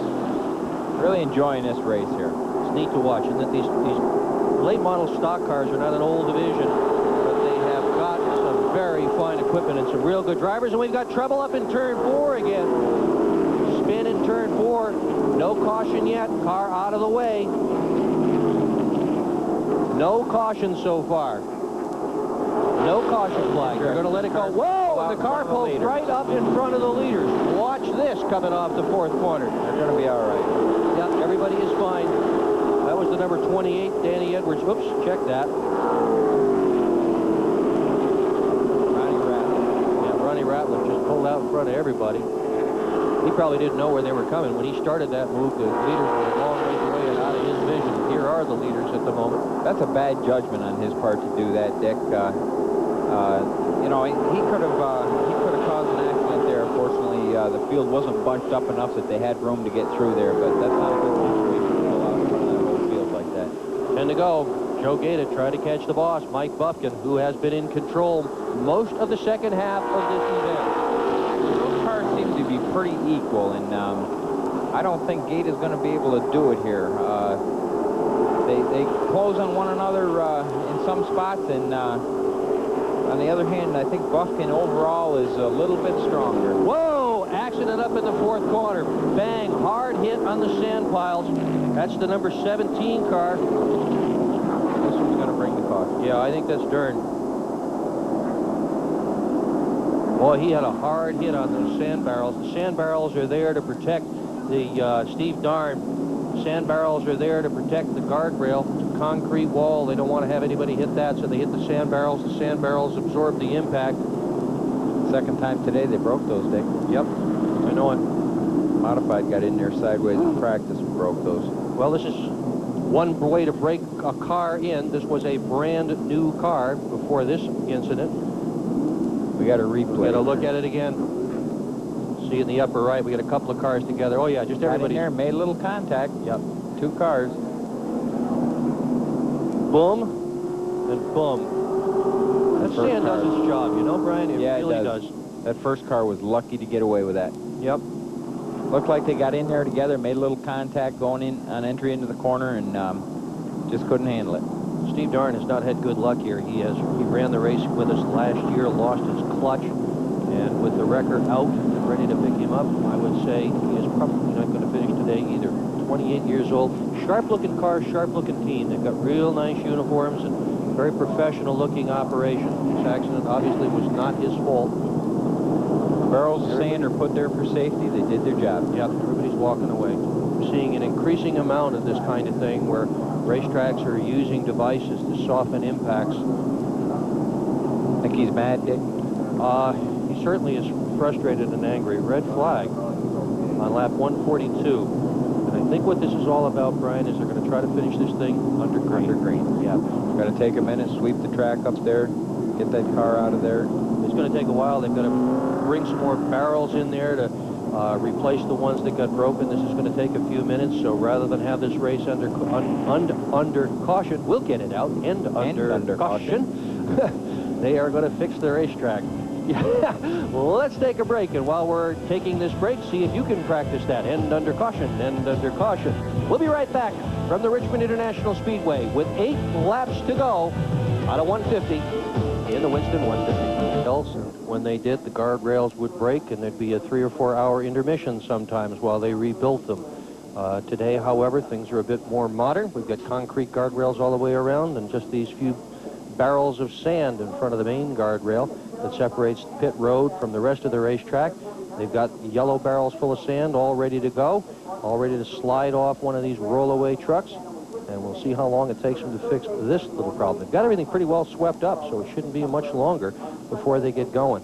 Brian, what very safety conscious here. They're not going to take a chance to restart this race without that equipment in place, and that's good to see. Yeah, it really is. It would have been an easy call to just say, let's go ahead and race, and only 8 laps left. Yeah, hope nobody else hits the thing, but I think all of us who have raced cars are just very grateful to a racetrack for stopping to take the kinds of precautions that Richmond is today, so that every driver has got the same shot of surviving a tough impact. And again, I can't say enough about NASCAR and their safety-mindedness. They go a long ways to try and make things safer at all times. And that's why Steve Darn walked away. Randy Pemberton in the pits. Well, guys, earlier we were talking about Eddie Johnson. He's come from 15th to run 6th, having a heck of a day. Talked to his crew back there. He's challenging Jay Fogelman, but the car is a handful right now. He's having difficulty getting by him, although he's going to have a few laps of green flag racing left to get that job done. And if he doesn't get to the front, maybe he doesn't win. Well, tonight he's got another shot. That's because he's going to Langley, Virginia for another late model sportsman race. Another race, just another day in this big city for this guy. Boy, that brings back memories, racing in the afternoon one place and at night another place 3 and 4 times a week. If that thing looks like a Ford to you, it is. That is a Ford Thunderbird body, Ford Thunderbird engine. They get to run a little bit bigger carburetor with the Ford, not much. But I used to see Eddie down at Martinsville. He was running a little Mustang, always run Fords there, and always done a good job. Yep, started racing at age 16, ran street stocks. He's got 3 track championships. Still looks like he's 16, Dick. Yeah, but he's 32 years old. Cars are all sitting on the backstretch now while the work is going on in turn 3. And we're going to go to the replay now and get another look at what just happened in turn 3 and 4. 3 cars all jammed in together. Jammed in together. Yeah. Contact made in those last 2 cars. That's the 27 car and the 17 there. Brakes are locked up. The 27 car is lucky to get away there. Yep. Pretty good hit by the 17, but enough damage to put him out of the race and break the barrels. But he was lucky there, too, because it's a lot harder if you get in the end of that wall. Rex Jones was in the 00. We were kidding around earlier saying it's better than be Rex Cars. And he got away with that one. Cars are rolling. Even when you make a hit on a glance like that, it's a lot of noise in there, and it's a jarring impact to you. The sound of bending metal, you know it well. Not too well.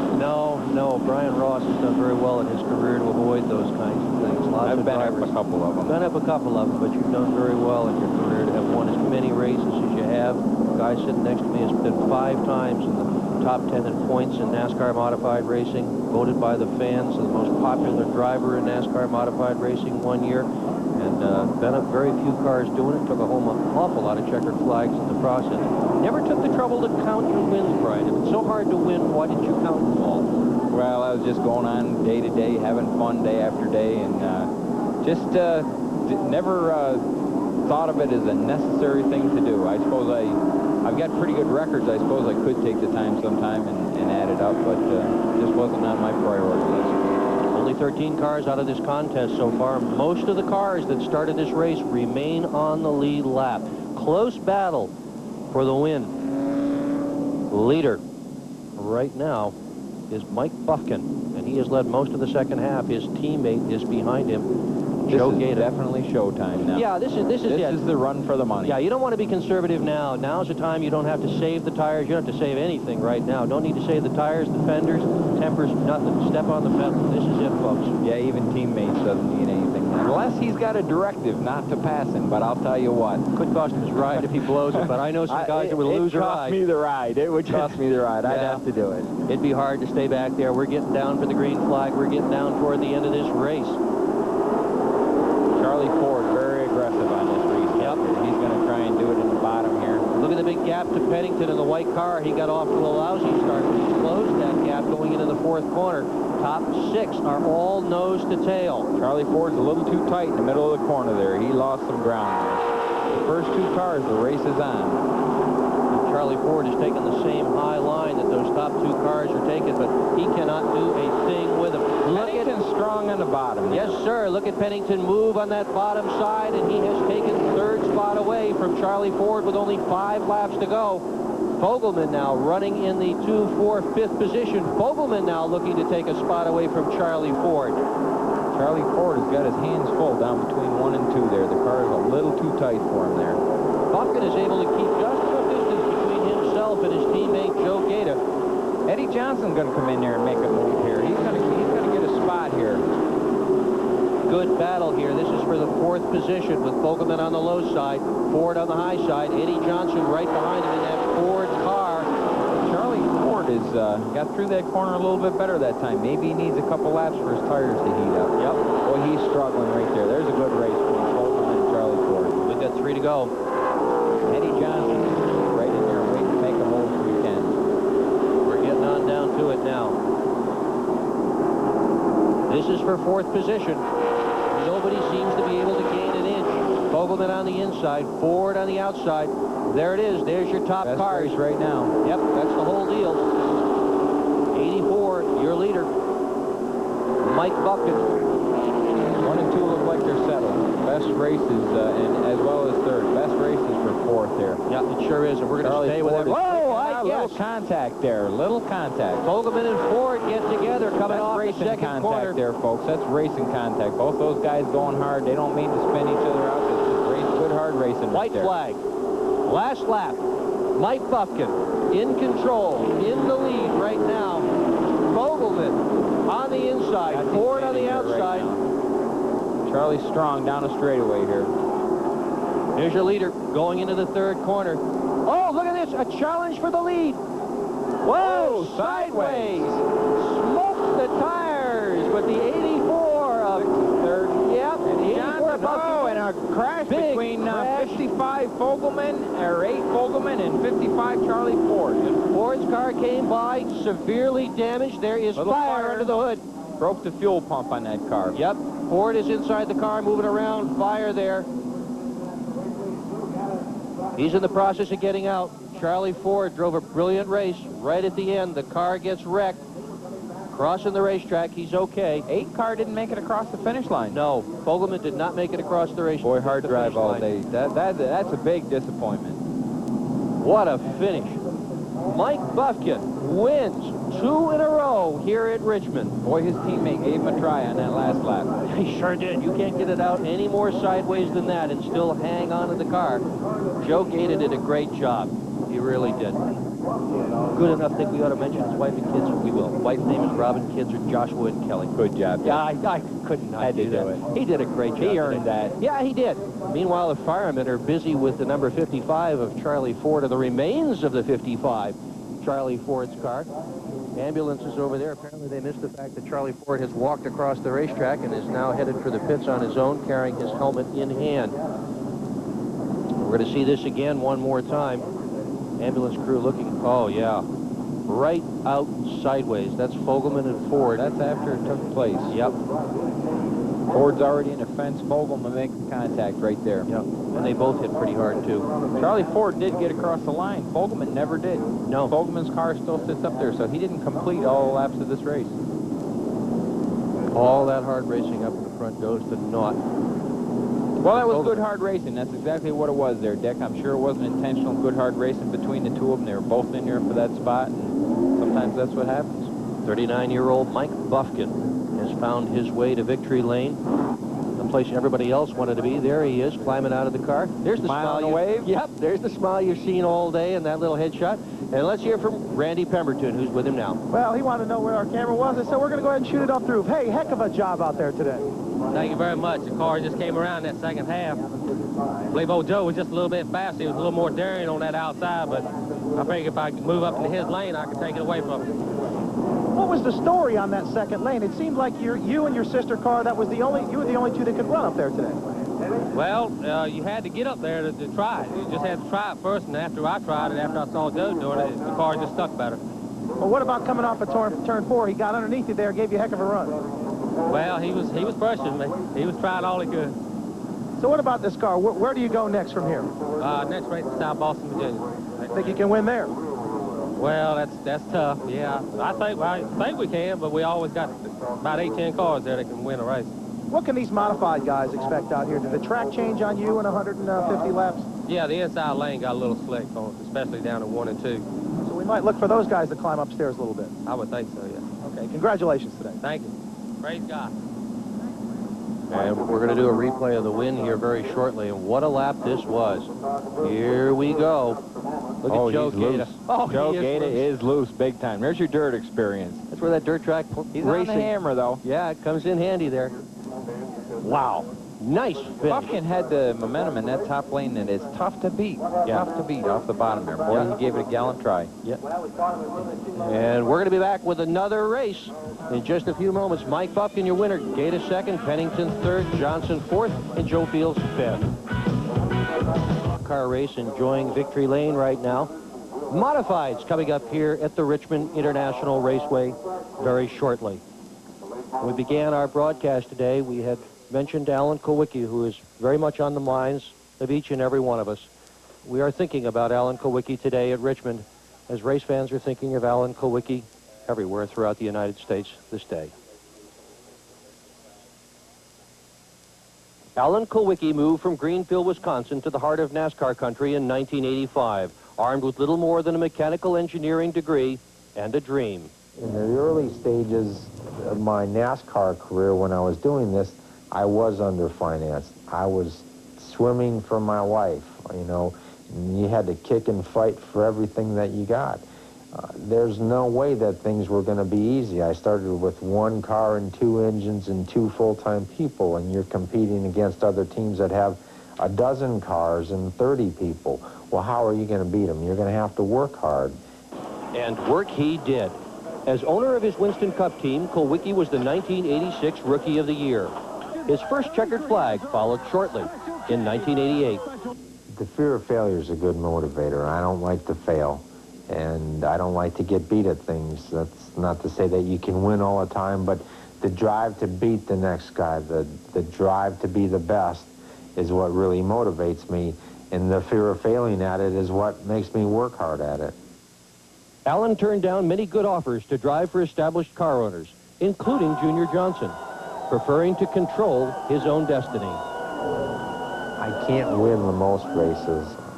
I'm never going to equal Richard Petty's mark. I'm never probably going to win the most championships, but I've done it a little bit different than the way other people have, and I've done it the way some people said I couldn't. And I'd like to be remembered that way, as a guy that was really determined, that worked really hard, and I'd just like them to respect me for being a good, clean race car driver and for having earned what I got out of the sport. And I'd like to give a little something back to it before I'm finished. I'd like to have a positive effect on some other people, you know, maybe as being a good role model to kids.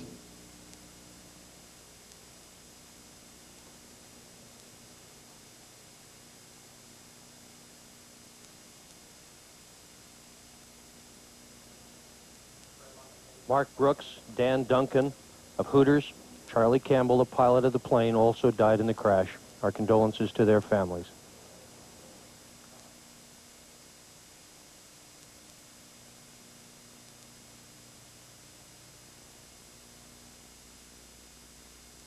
Going on here at the Richmond International Speedway.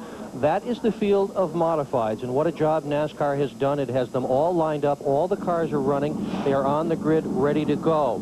The late model stock car teams have already moved their equipment out of pit road, and it's on the way to their trucks. Many of those people will race this evening. The modified crews have already moved in. They are getting ready to service their cars. You're looking at Ricky Fuller there. His brother is also in this race. The scoring group had to be entirely changed in the few minutes that have transpired already. All the late model stock car scoring folks have had to evacuate the scoring stand. The modified scorers have had to take their place in the scoring stand. This has been amazing. We watched this sort of in practice ahead of time, and we said to ourselves, no way they're going to do this in a short period of time, but they really have done it. The other race that's going on is the race to clean up the speedway. Everything else is about done. They are spreading Speedy Dry on the racetrack right now to get rid of all the debris and oil that was involved in Charlie Ford's accident. A lot of stuff got spilled there. And we are going to be back with the start of a 150-lap modified race from Richmond after this. All the motors are running, and right now Randy is with the pole sitter, Mike Stefanik. Well, they're about 1 minute from going green here, or at least getting out on the track. Mike, what do you expect here today? Well, there's quite a few cars in practice that was running really strong, so I'd expect a pretty exciting finish here. How's your car working so far?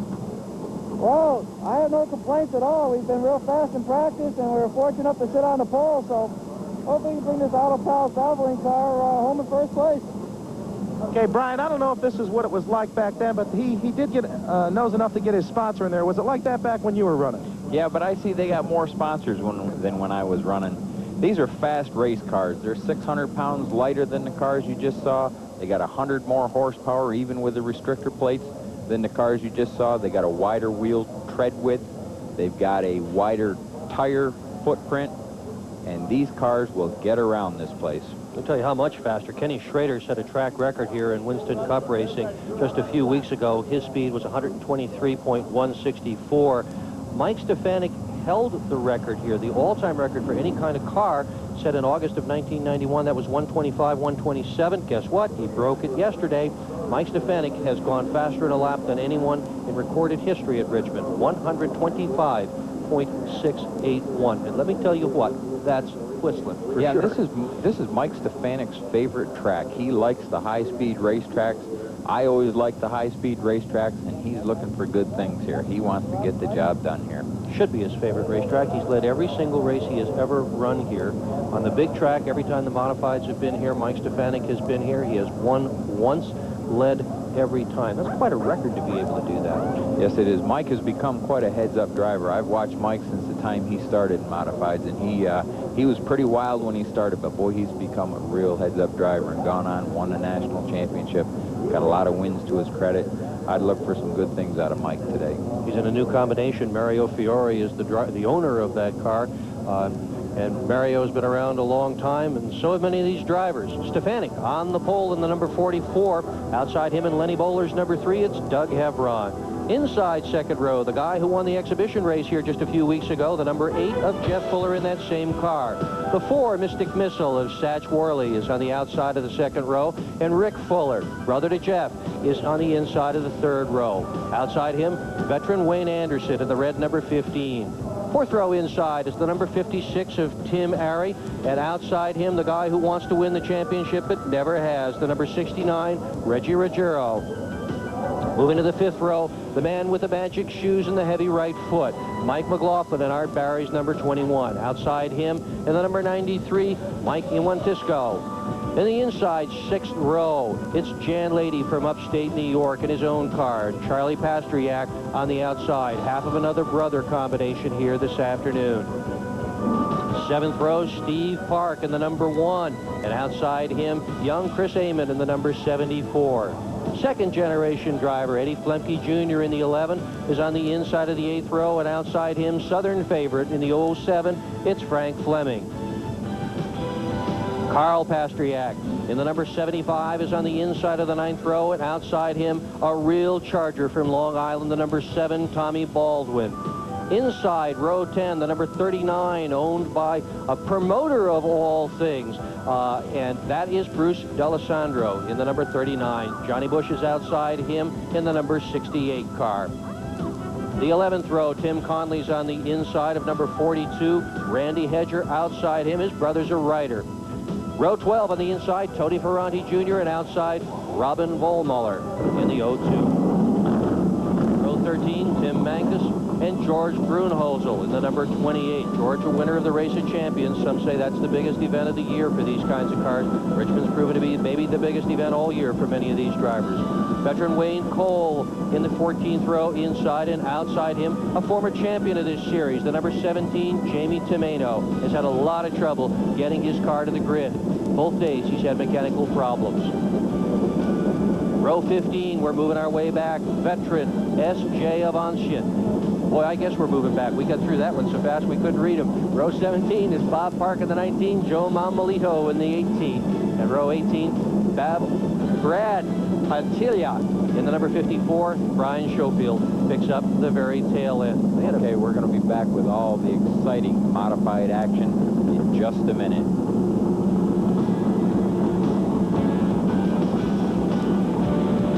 Laps, we're going to see a green flag. Right now the cars are running around to warm them up a little bit. The engine's got good and warm sitting on pit road, but it's important to get the rest of the mechanical components warm too. The rear ends, transmissions, all that gear oil, Brian? Yeah, all the components need to warm up. It's going to be an exciting race here. The fans are going to be able to see how much quicker these cars are. You've got a whole bunch of guys can win this race. Got some good guys up front. We talked about Stefanik. Doug Hebron is one here. 91 grand up for grabs here today. 36 cars starting. It's a 150 lap race, just like the one you just watched. 112 and a half miles. They cannot make it without a pit stop. The race record is 104 miles an hour. Stefanik holds that. He surely will be looking to break that this afternoon in his first ride at Richmond for his new car owner. I would not want to try to predict the winner unless you gave me 15 cars, because at least 15 of these guys could win this thing. On the outside, Hebron and Lenny Bowler's number 3. He won this race last year. Hebron, a very stout race car driver with a very savvy car owner behind him. He says, I trust Lenny. Listen, whatever Lenny says to do, that's what we're going to do. Power plants.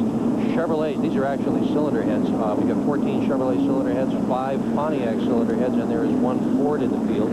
Also 1 Mopar out here trying to make the program. Cars are going to get it done. People in the stands are going to have to hang on to their hats. Grandma, put your false teeth in your pocketbook. This is going to be exciting. Yeah, it really is. And the light is out on the pace car. We're getting ready. It really will be obvious how much faster these cars get through the corners and get down the straightaway. They're instant motion. When you step on the gas pedal on these things, they really move. Watch this. Since qualifying, Stefanik has changed almost everything in his car. He has changed the springs. He has changed the way the rear end is located in the car. He has changed the anti-roll bar. He has changed the stagger. He says, I may not be the fastest guy at the beginning, but I will be the fastest guy at the end. Will they run over him on the green flag, or will he be able to hang on? We're about to find out, because we're about ready to get down to business. Here they come. Green flag. And he made a little jump on the brake there. Jeff Fuller's right in there, too. Jeff Fuller's a strong runner. He's got the brake on the jump here. Yeah, Stefanik is taking up all the racetrack, too. There's Jeff Fuller on the low side. Doug Hebron. Hebron made a strong run up that backstretch. Actually had to let off the gas a little bit there. Yep. Satch Worley in that yellow car in the 4th position. Have a lead change right away here, guys. Hebron is strong. He's going to be someone to be reckoned with all day long here. We had a 25-lap race here in conjunction with the Winston Cup race that was held in March. They recorded 11 official lead changes. They had recorded all the lead changes that went on midway, not just the ones at the start-finish line. I think we would have had about 3 times that many lead changes. I'm a little bit surprised that the bottom is looking as good here as it is. These cars are running pretty good around the bottom after that late model race. I thought it'd be a little slicker down there. Yeah, I am too. Fuller's working quite well on the bottom. Taking the measures of Stefanik. Stefanik wanted to start with his race car tight. He says that's the smart way to run this racetrack. If you start with it tight, then at the tail end of the race, the car is about right. He says those guys that start this race with the car loose or start it neutral are making a huge mistake. You can see how obvious the speed difference is here. Yeah, and you can also see some contact there between Fuller and Hevron. Fuller tried to make a little bump and run there, and Hevron shut him down coming in the corner. Yeah, and Stefanik is holding up the whole field behind him. Ricky Fuller in that number 77, the white car, is trying to get by Stefanik, and Stefanik is holding him up.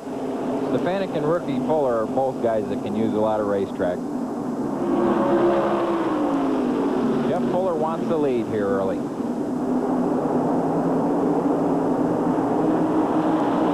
Good race here. Fifth position is Reggie Ruggiero. Oh, man, I missed this. Yeah, this is what Brian Ross drove and drove so well for so many years. It's got to be hard for you to sit here and watch it. Fuller's trying that bottom.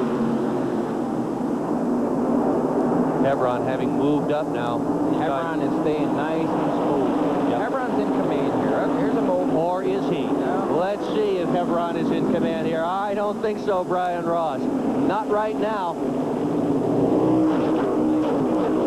Yep, Fuller is like that. Whoa, did you see that? Hevron just gave him a little love tap.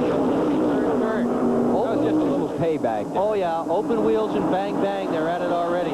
This kid Hevron, I'm going to tell you what, is no cupcake. He will dish it out. Well, these cars can run a lot tighter with the new Nerf bars that they have on them. And they can bump on the straightaway a little bit. It's a little bit of an intimidation factor. It's something that's done on a regular basis. It's not done to spin the guy out. But as I say, it's an intimidation factor. For the new Nerf bars they can run a lot closer side to side. They can bump and get away with it. Jeff Fuller right now in your lead is running the same car he used last year to win the national championship. He won 6 times with this automobile. And meanwhile, at 44, look at this. Stefanik on the outside of Hevron. Hevron says no way, and he moves right up in front of it. They're actually playing a little bit of drafting game here, too, Dick. They're getting a little advantage from a draft here and try to use that a little bit. Drafting plays a much bigger role in the modifieds than it did in the late model stock cars. These cars have no front windshield to speak of. The air goes right through the car. The bodywork on the inside of many of these cars is down very low. It runs over a huge spoiler that starts internally in the car, and they get a tremendous amount of downforce. But you can feel the draft a lot on these cars, and when you get up behind somebody, you can run right up on them strong. And the thing with these cars, you can make a fast move to the inside or to the outside when you got the advantage and not lose the car, because the cars are very forgiving, as opposed to a Busch Grand National or Winston Cup car where if you make a quick move with those, you're liable to spin out. These cars are much more forgiving. Fight for the lead, and a good fight it is. Fuller leading this race. That's Jeff Fuller. Outside him is Hevron. Right behind Hevron in the number 44 is Stefanik. He was your pole sitter. Ruggiero behind him in 4th spot. In a car, Brian Ross move around a little bit there now. He was down on the inside of Fuller trying to make a move with an advantage of draft, and Stefanik upset his car a little bit from behind. You're going to see a lot of lead changes here as long as these guys stay close because of the drafting factor. Hevron told me earlier today he did not want to run away with this thing. But I have a feeling now, given how competitive this thing has become so far, he may well change his mind to decide if he can get the lead to check out. I'm not sure with the looks of this field that anybody's going to be able to run away. There's a lot of parity in these cars. I said try to check out. I don't think anybody's going to run away either, Brian Ross. A lot of parity in these cars. Man, look at racing, and things are happening real fast there, folks. I'm going to tell you what, these guys have got their attention on the job at hand. We are running at 125 miles an hour, and we are banging into each other. Down the straightaway, they're probably running 150. Get some real straightaway speed real quick with these cars. What does it do to you when you get run into at 150 miles an hour, Brian Ross? Well, new drivers, it really intimidates them and scares them, especially at a track like this. But these guys that are running up here, they're all seasoned veterans, and it's kind of a challenging thing. It kind of gives you a little thrill, but it's a happy thrill. Here's another move for a lead change here. Fuller's your leader. Stefanik's a little stronger now that the race is developing. He's got a few laps in that car, and the car's becoming a little stronger, it looks like. I'm surprised thinks he's running as well as he is, given all the changes he made to the car and with the deliberate strategy of wanting to be strong at the tail end of the race rather than the beginning. These cars, you can set these cars up so that they don't go so fast for the first 5 or 10 laps, and then they'll come on after 15. And we're going to be back with more modified action, and action it is at Richmond after this. From Jeff Fuller now running in second. Hevron is running in third spot. Reggie Ruggiero in fourth, and Satch Worley in fifth. Take a look. Oh, Rick Fuller is in sixth. Brad Hietala is in seventh. Mike Iwantisco is in eighth. Wayne Anderson ninth, and Jan Lady in 10th spot after 20 laps. And boy, the action is tough up front. Let's watch and see how the 44 Stefanik took the lead away from the number 8 of Fuller. He's going to get down. He's going down in this corner. He's going to pinch Fuller on this lap car. There's no gentleman here. He got a chance to pinch him on that lap car, and it's an advantage that he had, and he took advantage of it. Is that a dirty move, Brian? Well, not really. You know, that's just racing. That's racing. That's good hard racing. That's getting the job done. These cars, things happen so fast that you don't get an opportunity like that very often. You got to capitalize on it. It's good to be in command here. If you're leading, you can make the other guy take the bad lane to get by you. Stefanik has a little extra advantage here for things like that. He has 2 spotters, one on top of the press box. That one is his wife, and he says she is the best spotter there is. He says she never lies to me. She always tells me what to do. I bet I wouldn't want to be riding home in the car if the wife said go high and the fast line was down low. Stefanik, now your leader, car number 44. Lap cars early here. Yep. Stefanik's brother drove for Mario Fiore, the owner of this car, 20 years ago. Many of these owners have been around for a long, long time, and Mario Fiore is one of those. Now, through the lap cars, Stefanik and Jeff Fuller got a chance to check out on the next 2 cars, Hevron and Reggie Ruggiero. And I think part of that was because they got a little advantage on the air. Steve Park has moved to the infield area. He's on pit road, apparently having engine problems. Moving very slowly. There's the lead. 44. Stefanik is your leader. Car number 8, the national champion, is running in second spot and looking for the low side. You bet. He's going to go after it again. There is no break here. We are going to run all the way to the 150-lap point. And that corner right there, Stefanik. Trouble in turn 4. Slow him down. Slow him down. Here's where spotters play an important part. Yeah. Spotters get on the radio. As fast as these cars are going, it's very, very critical. Tell your driver you got a car sideways in front of you there. Get them slowed down without locking the brakes up. Everybody got through there pretty good. And the spotters deserve a lot of credit for that. And so does Joe Momolino. They managed to get the car around and didn't bend it up at all. Well, that's one of the things about these cars, Dick. They're lightweight cars, wide tires. You can get them out of shape, and when they do get out of control, lots of times you can get them woed up before you get in trouble. We're going to get a look at this again. See Joe Momolino lose it up in the 4th corner. Well, he's already lost it there. He's backwards by the time we get a shot at him there. Good move right there, evasive action, but again, that's because those cars are very responsive, very forgiving. You can really cut the wheels in these things, and because they're so light, such a wide track width on them, they'll respond. Stefanik, your leader. Jeff Fuller running in second. Ruggiero running in third. Hevron 4th. Worley in 5th. And we're going to be right back after this break. Under that yellow flag, including the black number 7 of Tommy Baldwin. Remember earlier in the broadcast, we told you that Stefanik's plan was to set up for the end of the race, not the beginning, and he changed his car dramatically from qualifying.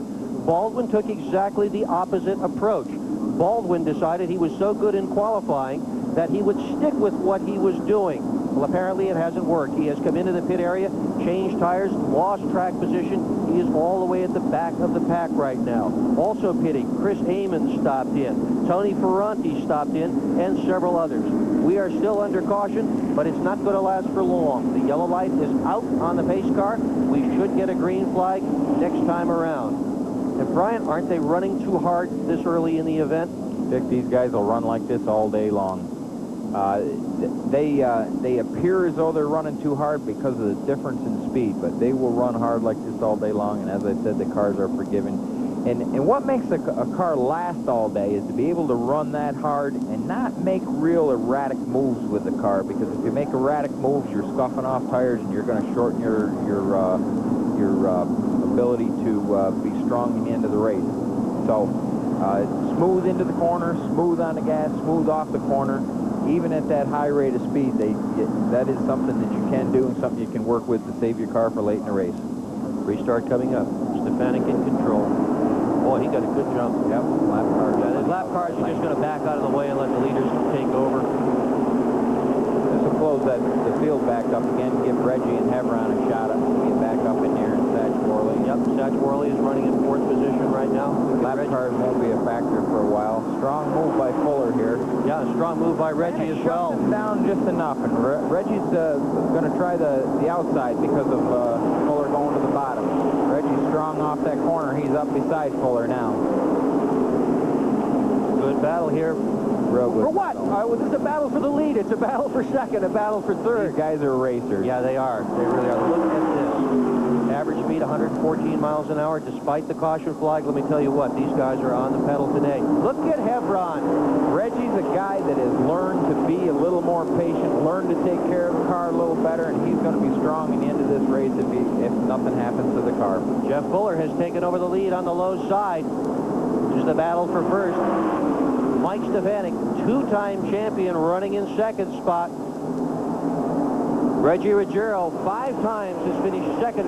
Whoa, car hard in the wall. The number 68, Johnny Bush, tagged the wall. Got in there with the right front pretty good. Yeah, he sure did. And most of the action has come in the 3rd and 4th corner. By action, I mean cars hitting the fence. A lot of rule changes for this year and last year to make these cars safer. He's moving around in there. Yeah, he's okay. Johnny Bush apparently all right. One of the Hoosier cars. Got quite a tire war going on here with both Hoosier and Goodyear contesting it. We're going to see this again. Here we go in the 3rd and 4th corner. Oh, he just broke loose. Yeah, he just broke loose going in there. Josh Flat lost it. Boom. And time to load it up. Take it to Maynard's. For a new front clip, I will bet.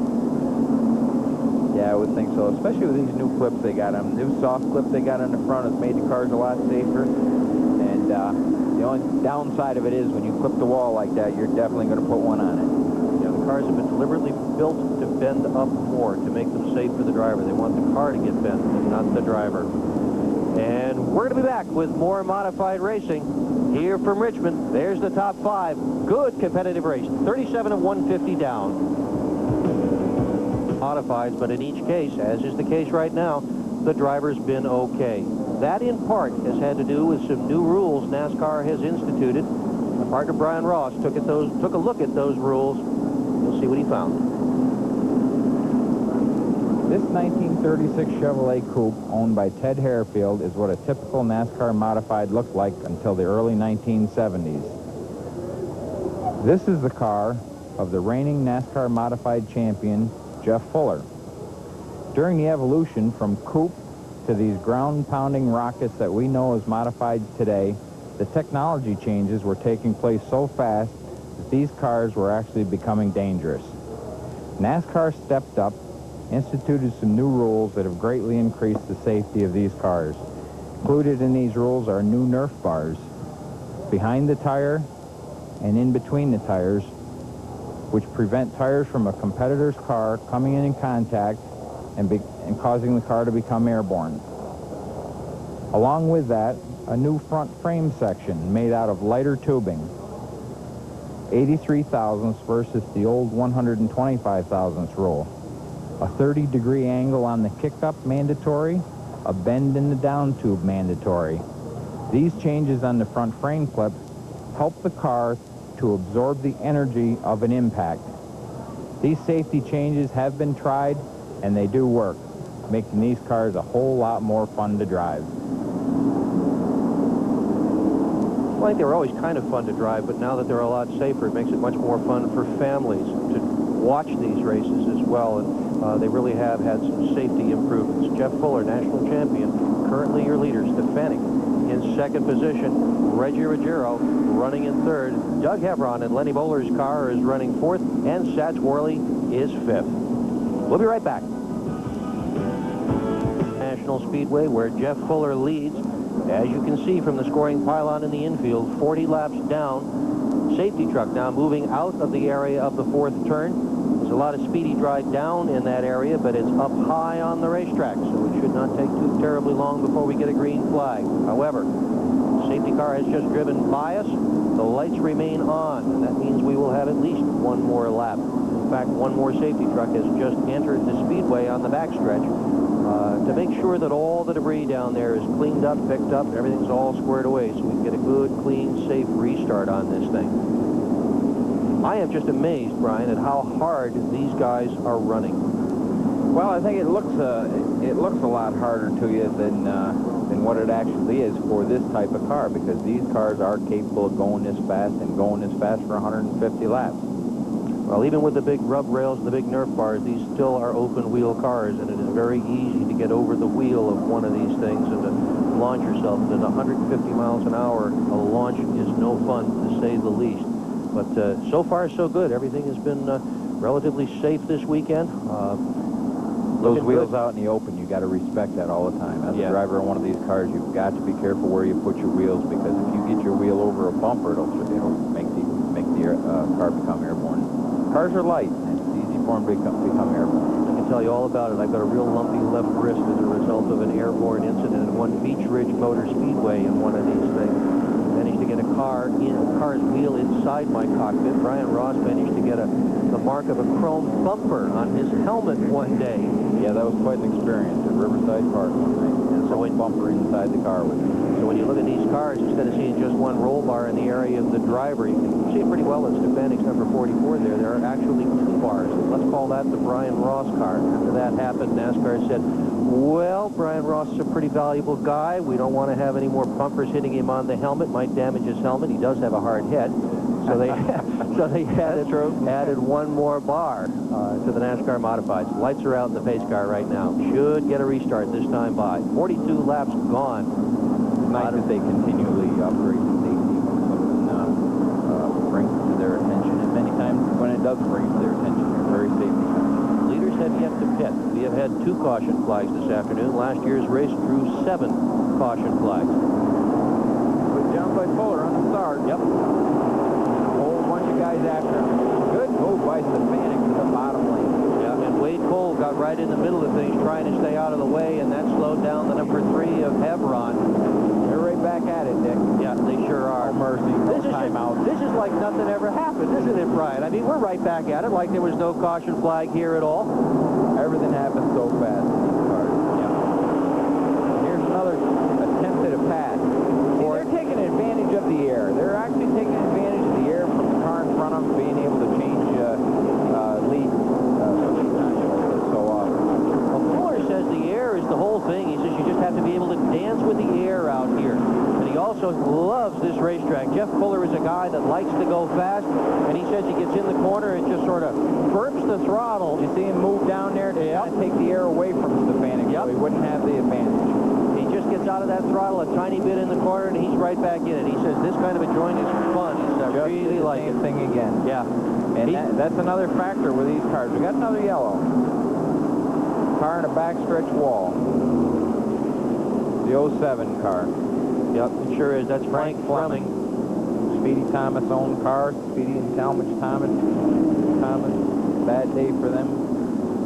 Hayes Jeweler returns to the sponsorship of that automobile. Been a good sponsor in racing and this was their long time. Their first time back on that car in several years. Fleming, 33 years old, had high hopes for this afternoon. Did not qualify well. Had fouled plugs in his qualification attempt, but this morning said, we got it. We're going to be strong this afternoon.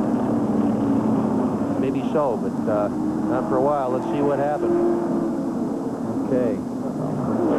Oh, whoa. Oh, he hit hard. A little tag. I believe there was a little tag there from someone behind him. Got him out of shape and hit pretty hard. Hit a pretty good lick there. Yeah, he came way out of the groove. That thing is going to need some significant repair work. Fleming moving around inside the car right now from Mount Airy, North Carolina, and they call for the records. but it looked like there was a little contact between two of them there. Raceway. Cleanup efforts continue on the backstretch where Fleming got out of the groove and tagged the wall hard. Wonder who she's keeping an eye on out there. 2 stopwatches scoring her driver. 3 cars out of the race so far. You're looking at them trying to pick up the remains of one of those cars. Here's your top 5. Jeff Fuller is your leader. Mike Stefanik, who was on the pole at the start of this race, is running in 2nd spot. Reggie Ruggiero is in 3rd position right now in Ed Close car number 69. Doug Hebron, who started on the outside pole, is 4th in Lenny Bowler's car, and Bob Garbarino's car, driven by Satch Worley, is in the 5th spot. 6th, Rick Fuller, brother of Jeff, in the number 77. Mike Iwanisco in the 7th spot. In the number 93, Wayne Anderson is in 8th spot, Jan Lady in 9th, Eddie Flemke Jr. in 10th. Randy Pemberton. Well, gentlemen, I pulled a couple of crews up and down here. Jeff Fuller says, as well as Reggie Ruggiero's, and I asked them, hey, if this thing went green flag racing from here out, considering we've had a few caution laps, do you think you could go the distance on fuel? They said absolutely not, and there's another reason too. They couldn't go the distance because of tires. They just simply couldn't make it. They're going to come in, probably change 2 tires, maybe even 4. They're allowed to change 4 tires. Talked to a couple of other crew members on Tom Baldwin's car. They've already changed their right rear. His car was terribly loose. You may see crew members changing rear tires, right side tires. They can do a number of different combinations, but they can only change 8 tires for this event. In fact, they cannot take one of the tires off the car, put it in the pits, and put it back on the car again. The 4-tire rule is very solid In that location. Yep. They could take a left rear off and use it for a left front, I believe. Boy, that'd work pretty lousy, though, I think. We're still trying to clean up this mess on the backstretch, and we'll be back at Richmond, where we're watching Wade Cole's crew right now, changing a right rear tire on his car. 50 laps down. They've pretty well got the debris cleaned up on the back straightaway now. Frank Fleming's car is being brought into the pit area, where the crew is going to have a lot of work just to be able to load that thing on the truck. This is what's called a double hooker. That's not good when you have a double hooker. No, it is not. That usually means that the car owner, sign there. car owner is going to have to dig into his wallet deep for this one. As you Yeah, can it's see, a real expensive ordeal when you got a 2-hooker. Yep, and as you can see, there's still some speedy dry out there on the back straightaway that they're going to have to clean up before we can get back. Oh man, look at this. A lot of damage on the right-hand side. Let's take a look at it again, Brian. See if you see what happened. Everybody's getting through their art right there. Oh, I'm not sure there was contact there. It looked like he got up on the outside, maybe a flat tire or something, just kind of straight into the wall there. Hard to say, but he sure hit the wall a ton, and he damaged the right front corner severely, damaged the rear end of the car severely. Very importantly, that rub rail on the side of the car was bent up, and the work is underway in the pit area. They're getting ready to do some pit stops, no doubt. Remember, nobody's going to make it all the way without a pit stop, and most of the leaders have not yet made theirs. The strategy here, who knows? Who knows how far everybody's going to try to go? They'll tell you one thing, but more often than not in big-time stock car racing, whatever the guy in front does, everyone else will follow. Right now, another thing about those rub rails on the right-hand side, they also help to absorb the impact on a side shot like that. Yeah. A side shot can be very harmful to a driver without them. That's Tommy Baldwin's crew. They changed that right rear tire, trying to get rid of some of the stagger on the car, trying to make the car a little bit less loose. Awful early to be changing the right rear when that's the only time you can change it. Now we're going to get ready for a start now. The light's still on. Jeff Fuller, your leader. Mike Stefanik in 2nd. Ruggiero in 3rd. Hebron is 4th. Worley is in 5th. After 52 laps, Rick Fuller has moved his way to 6th spot. P1 Disco is in 7th. Wayne Anderson is in 8th. Jan Lady is in 9th. And Steady Eddie Flemke Jr. is in 10th spot. Another quick update, Randy Hedger was in the pits and checked the right rear tire size and then seemed to go to the garage area. Roger Hill checked under the rear end of the pits and back out. And, Brad Hytella in the pits twice. 74 Chris Amon in the pits. Right front suspension checked and adjustment. And these days there are a lot of women in the pits. And both Brian and I have been around long enough to remember the days when women weren't allowed. Now we see them in the pits and they do a lot more than score for the cars. Many of them have got their hands dirty and they're watching what's going on. They're keeping an eye on the books. I like that too, Dick. I think equal opportunity. I like equal opportunity. I like the women. You bet. I'd like to see some more women behind the wheel of these cars. Right now, we're going to see what happens to Jeff Fuller on this green flag restart. Managed to try that bottom move. Now, Fuller's holding him down there pretty tight, but I think he's going to get it done. No, I'm in there too tight. Not enough room down Fuller there. sailed it in good on the outside there, too. Yep. Complexion of this race could change again after the pit stops, too. More people could get in that front hunt there. Well, guaranteed it will. No question about that. You know, the race could come to a guy like Tommy Baldwin, who has pitted early. By pitting early, you don't have so many people to weed your way through, because Jeff Fuller is going to have to pit. Stefanik is going to have to pit. So is Hebron. So are all the rest of these guys who have not yet been in here. Action all up front right now.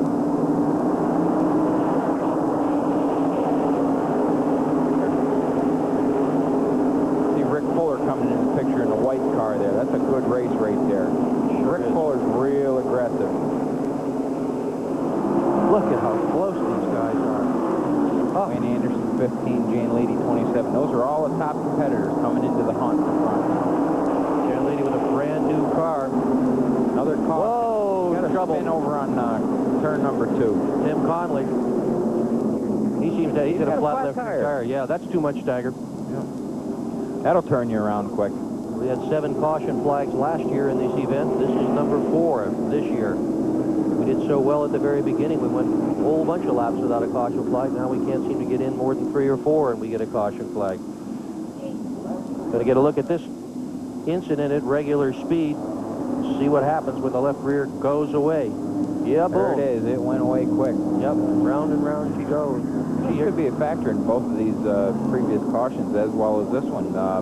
You know, if these guys are not on the money on their setup, maybe they're blistering tires and causing the tires to go down. We had 2 shots into the wall head-on and a spin from a left rear flat. And they go down quick when they go down. No interliners in these tires, and they don't run much air in these tires, incidentally. They might start the left rear tire as low as maybe 8 pounds of air. Probably on a speedway like this, a little bit more air than that. And when you get a problem with them, it doesn't take them long to go flat. Right side tires, sometimes you start as low as 12 pounds on some of the short tracks in these cars. So if you have a problem with them, it doesn't take long for you to have your heat full and tires to be flat. 4th caution of the day. You saw that car go around. You also saw him dragging on the racetrack, and for very good reason. These are the lowest stock cars in all of stock car racing, only 2 inches off the ground.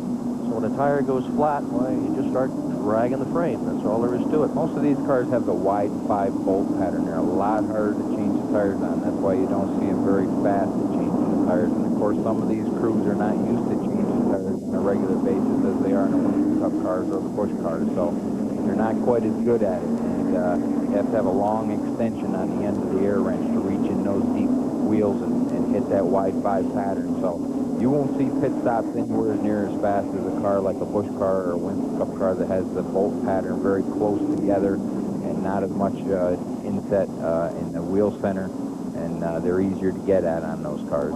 42 has been stopped at the end of pit road simply to let the field go by, so he didn't manage to pick up half the group. He'll be allowed to go now. The field has passed. He'll pick up his proper position at the end of the starting lineup. Yeah, he lost a lap. Yeah, in fact, he probably lost 2 laps. Right? Yes, he did. Lost 1 on the racetrack, lost 1 in the pits.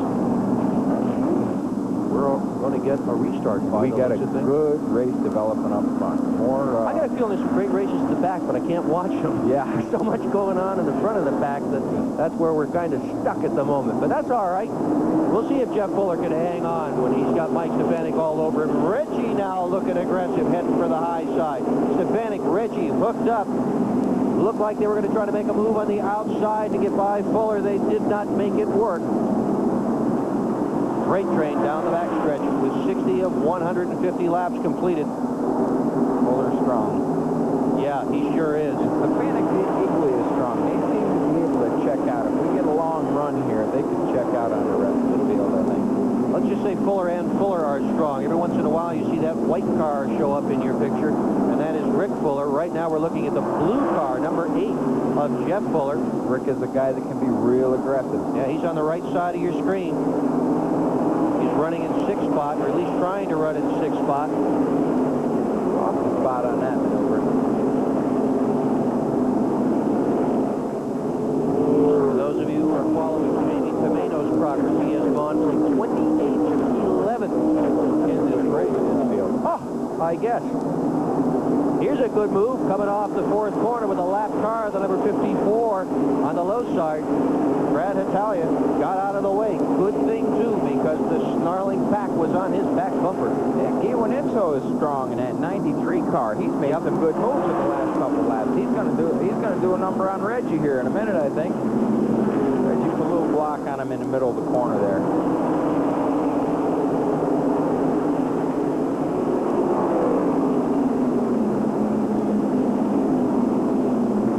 I'm surprised that Fuller has been able to hang on to that lead as well as he has. During the 25-lap shootout here in March, Fuller would take the lead, lose the lead, take the lead, lose the lead, sometimes 3 or 4 times in the same lap. Stefanik might be saving a little bit, just saving some of the car for later, not use it up now. Be a smart move on his part. Stefanik reminds me a lot of Darrell Walton. There are times when you can walk. Not saving it too much. No, not saving it too much, but there are a lot of times when you watch Stefanik in a race and, you know, just sort of hanging around in the back of the pack, and you say to yourself, well, what's wrong with Stefanik today? He's just not running. I guess the car must not be right. Well, then he'll pick up a car, and then he'll pick up another car, and another car, and all of a sudden you look and you say, whoa, Stefanik is second. Where'd he come from? And the answer is he Fuller's definitely a little bit stronger right now because Stefanik's tried him top and he's tried him bottom. Not able to do it. So Fuller's definitely in command right now. Even Itsko is 4th spot there. He's come a long way. He's putting the pressure on. Yep, he sure is. Itsko has never won here before. Reggie's running a smart race there in 3rd, too. Yep. Reggie Ruggiero. He used to drive that number 44. Yes, he did. Interesting combination in the 44 today. The car is owned by Mario Fiore. Guess who owns the engine? The driver. So these guys ride swap a lot, too. Yep. It's almost like the silly season down south. I saw Stefanik working on the engine today, and he's used to fielding his own car. And I said, what are you doing working so hard on that engine? He says, it's my motor. A little interest in that operation. Yep. They do have a gear rule here today.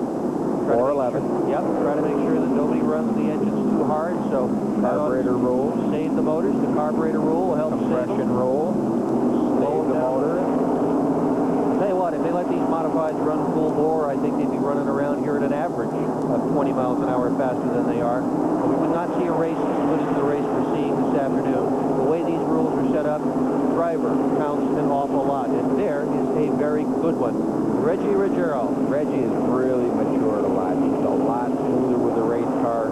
He's driving a smart racer. He's not jeopardizing the car. He's not getting in there and mixing it up. Track position is important here. Reggie's running a smart race right now. I'd watch that car towards the end of the race. He knows this racetrack. He won here in August of 1991 in the modified. Trouble on the backstretch. Backwards on the backstretch. A big one. Car 54, where are you? You are sideways. Like a simple spin. I don't think he made contact. No, and there is no caution out yet. No caution. I don't think they see him. Hitella, no caution. Nobody saw it. And Hitella gets underway again without a caution flag. Whoa. I wonder if they could see that car. I don't think they could see it back there. My guess is that somehow or another their vision was occluded. All's well that ends well, and Hitella got going again. And everybody got by. Take a look at it again, see what happened back there. They're going to cue that up in the truck, and we'll get a chance to see it. Meanwhile, we're back to the leaders. Fuller and Stefanik, they have been at each other all afternoon, and it continues every lap. Fuller tries him. Stefanik's teasing him a little there, but I think everybody is a little more settled in right now. Maybe the cars are loosened up a little bit or tightened up a little bit, and they're running a smart race right now, and they're waiting for the caution that they're going to make their pit stops on and gear up for the end. We're at the halfway point now. Jeff Fuller, 6 wins last year. It was his best season in his career. Had always wanted to win the national championship. Last year was his opportunity. Stefanik wants to move up. He's got a Busch Grand National ride, Busch Grand National North, and he wants to run the full-bodied stock cars. He sees himself as a one-nation Cup driver, and he has the talent to do it. A lot of these racers would like to get there, and then there's a lot of them that are happy to just stay in this division. Yep. Guy can do well for himself in this division, especially now. Here we are with the replay. Just got loose coming off that corner. Maybe mashed the gas a little bit too hard, got loose. Getting on into the race. Tires are probably worn. Got away from him. The driver might be worn, too. We've run a long ways. This track can be very fatiguing on a driver, in these cars especially, because of so much corner and a lot of G-force in these cars. Your head gets awful heavy. You get on a straightaway, you kind of relax a little bit, breathe just a little bit, but there is so little straightaway here in Richmond. You're all the time having to keep an eye on what's going on with that race car.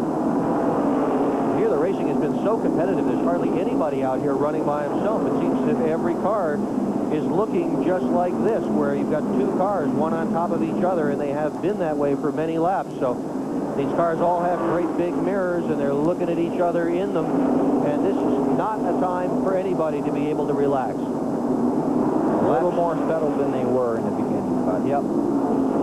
Still running hard, still running real hard.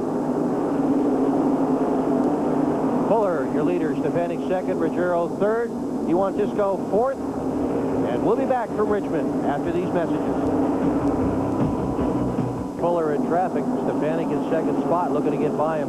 Stefanik won 3 times last year. In some lap traffic here. Yep.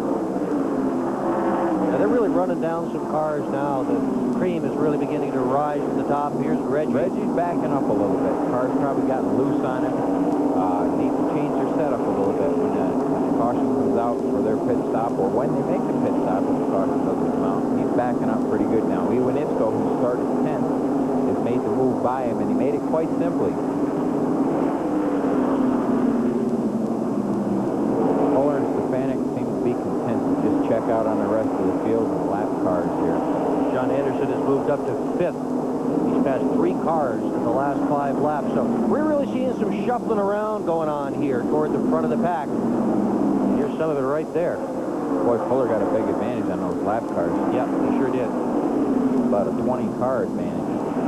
Mike got pinned there. Mike Stefanik got pinned behind one of the lap cars, and Stefanik was gone. Fuller was gone, rather. You see how close everybody is? We're looking at the 4th corner right now. And just seeing everybody coming off one on top of each other. Very few cars running by themselves. Almost everybody is in a race with somebody else. Stick with us. We're going to stay with this race all the way to the checkered flag. 88 laps gone.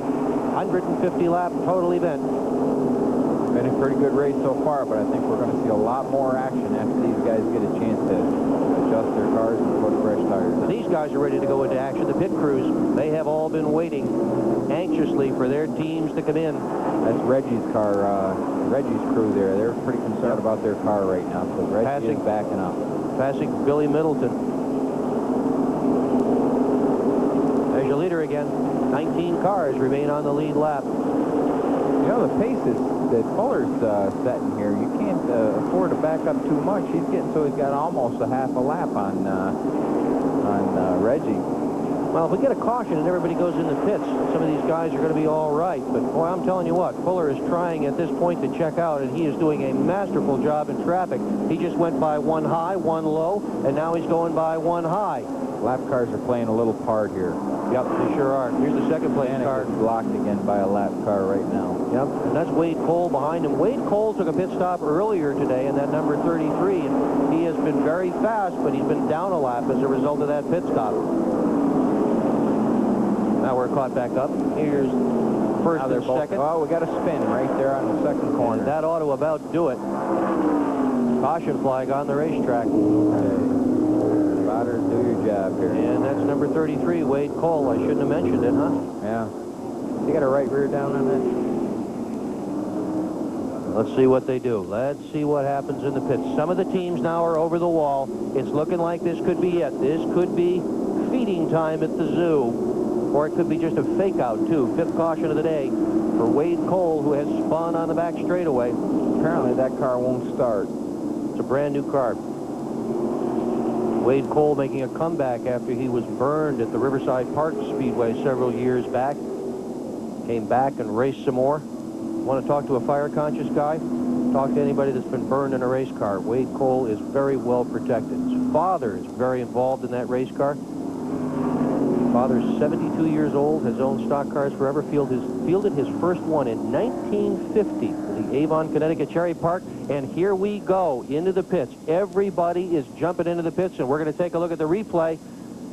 Just got loose there. Yeah, sure did. All by himself. I think loose, turned the car around. I think the tires are probably going away, so this was a good time to have the pit stops. And let me tell you what, every one of the leaders is in the pits. They got the speed limit on pit road. Well, looks like they're all obeying it pretty well. They're all behaving themselves on pit road, aren't they? Interesting to see who's done their homework over the winter on practicing for these pit stops. As I mentioned earlier, it's harder to change these tires. To Randy. Pemberton? Well, you're right. Everybody is in. It looks like right side tires so far on Reggie Ruggiero's car and Jeff Fuller. They're coming around. They're going to change the left rear also on Fuller's car, and they're going to do the same.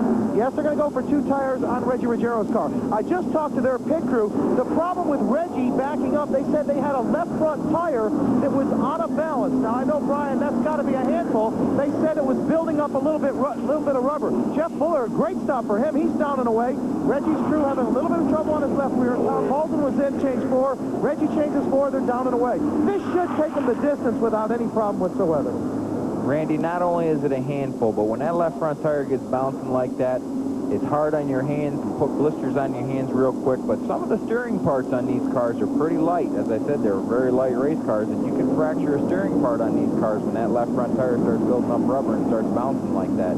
Best thing to do is just back up a little bit and wait until you can get that fixed.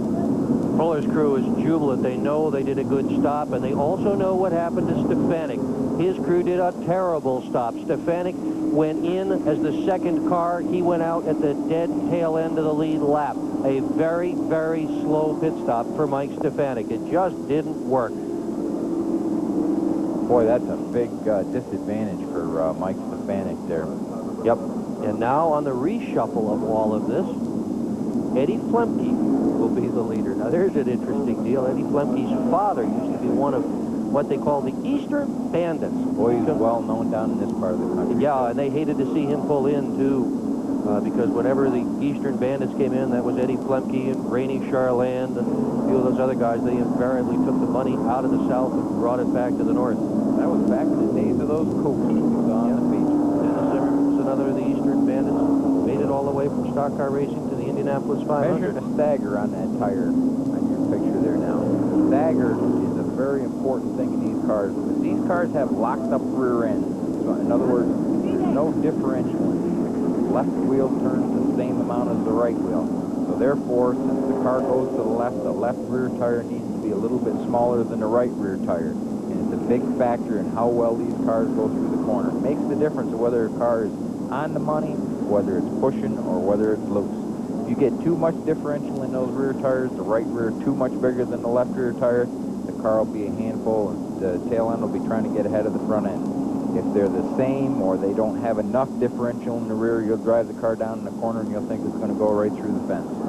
Works the same in Winston Cup, too. And in fact, I think Neil Bonnet offered the most simple explanation ever of push versus loose, which is what happens when the stagger is wrong the other day. Bonnet says when the car is loose, that's when you hit the fence with the back end first. When the car is pushing, you hit it with the front end first. The tire is pretty well worn out. Yeah, a lot of debris on it. That's Reggie's left front tire, all the rubber that is picked up. And that's what it is. He's picked up rubber from running on the low side of the racetrack. That tire out of balance. Yep. Nothing wrong with the tire as such. Probably if they scrape that off, telling the official that there's something wrong on the tire so they can get a shot at having another tire available to them. I bet that's just what they're doing, Brian. Old trick. Yeah. Try to convince the official there's something wrong with that tire. Those guys are probably trying to tell the officials it's over pretty good. Yeah, that it's going to rain today, too, if they got out in the lead. Actually, the official is probably... Stefanik back in the pits again. Mike Stefanik, your pole sitter, early leader, having problems. Durandi. Well, Stefanik has pulled it in. I have not heard. Looks like they've got some brake fluid. They're going underneath the hood of Stefanik's car. They're a little bit frantic. They shouldn't lose a lap here on the left-hand side of the car. They're going to add a little pint of brake fluid. So I don't know, how bad do you get on the brakes here, Brian? Well, actually, a place like this, you don't, and these type of cars, you don't use the brake very much. I wonder if maybe during the tire change they fractured a line on that car or something, or possibly it was just a problem that he had prior to the pit stop. I would not want to have any sort of problem with my brakes at this joint at 150 miles an hour. That's not a good deal. That's not a good deal. Well, this is sort of a continuation of Mario Fiore, the car owner's problems at the Richmond International Speedway. He has never finished a race here on the lead lap, although his driver has led every single race ever run on this racetrack for modifieds. Upheld that record today? Yep. Mike Stefanik having his problems this afternoon, however, apparent brake trouble with that car. They do use the brakes enough to set it up. Randy Pemberton, what else is happening? Well, guys, bottom line was it wasn't the brakes at all. They were concerned about their clutch. They had to push the car to get it started off of pit road, so they were concerned about their clutch coming off of pit road. So evidently the thing was full, and they put a little fluid in there, but it didn't need much. Now, they use brake fluid in the clutch process as well. They have hydraulic slave cylinders in those cars that operate the clutch as opposed to a mechanical mechanism. And when it runs out of fluid, why the clutch doesn't work well, and they do use transmissions here to get good restarts. And I'm telling you what, if you've got a race car that's capable of winning the race, you best have a transmission you can shift. He can run this way, but he's going to have a tough time with restarts if he's got a bulky clutch. And if he's running that thing out of fluid, chances are very good that he does. In fact, if he's running it out of fluid, depending on where the fluid is leaking, it may be leaking on the clutch itself, which would begin to cause it to slip.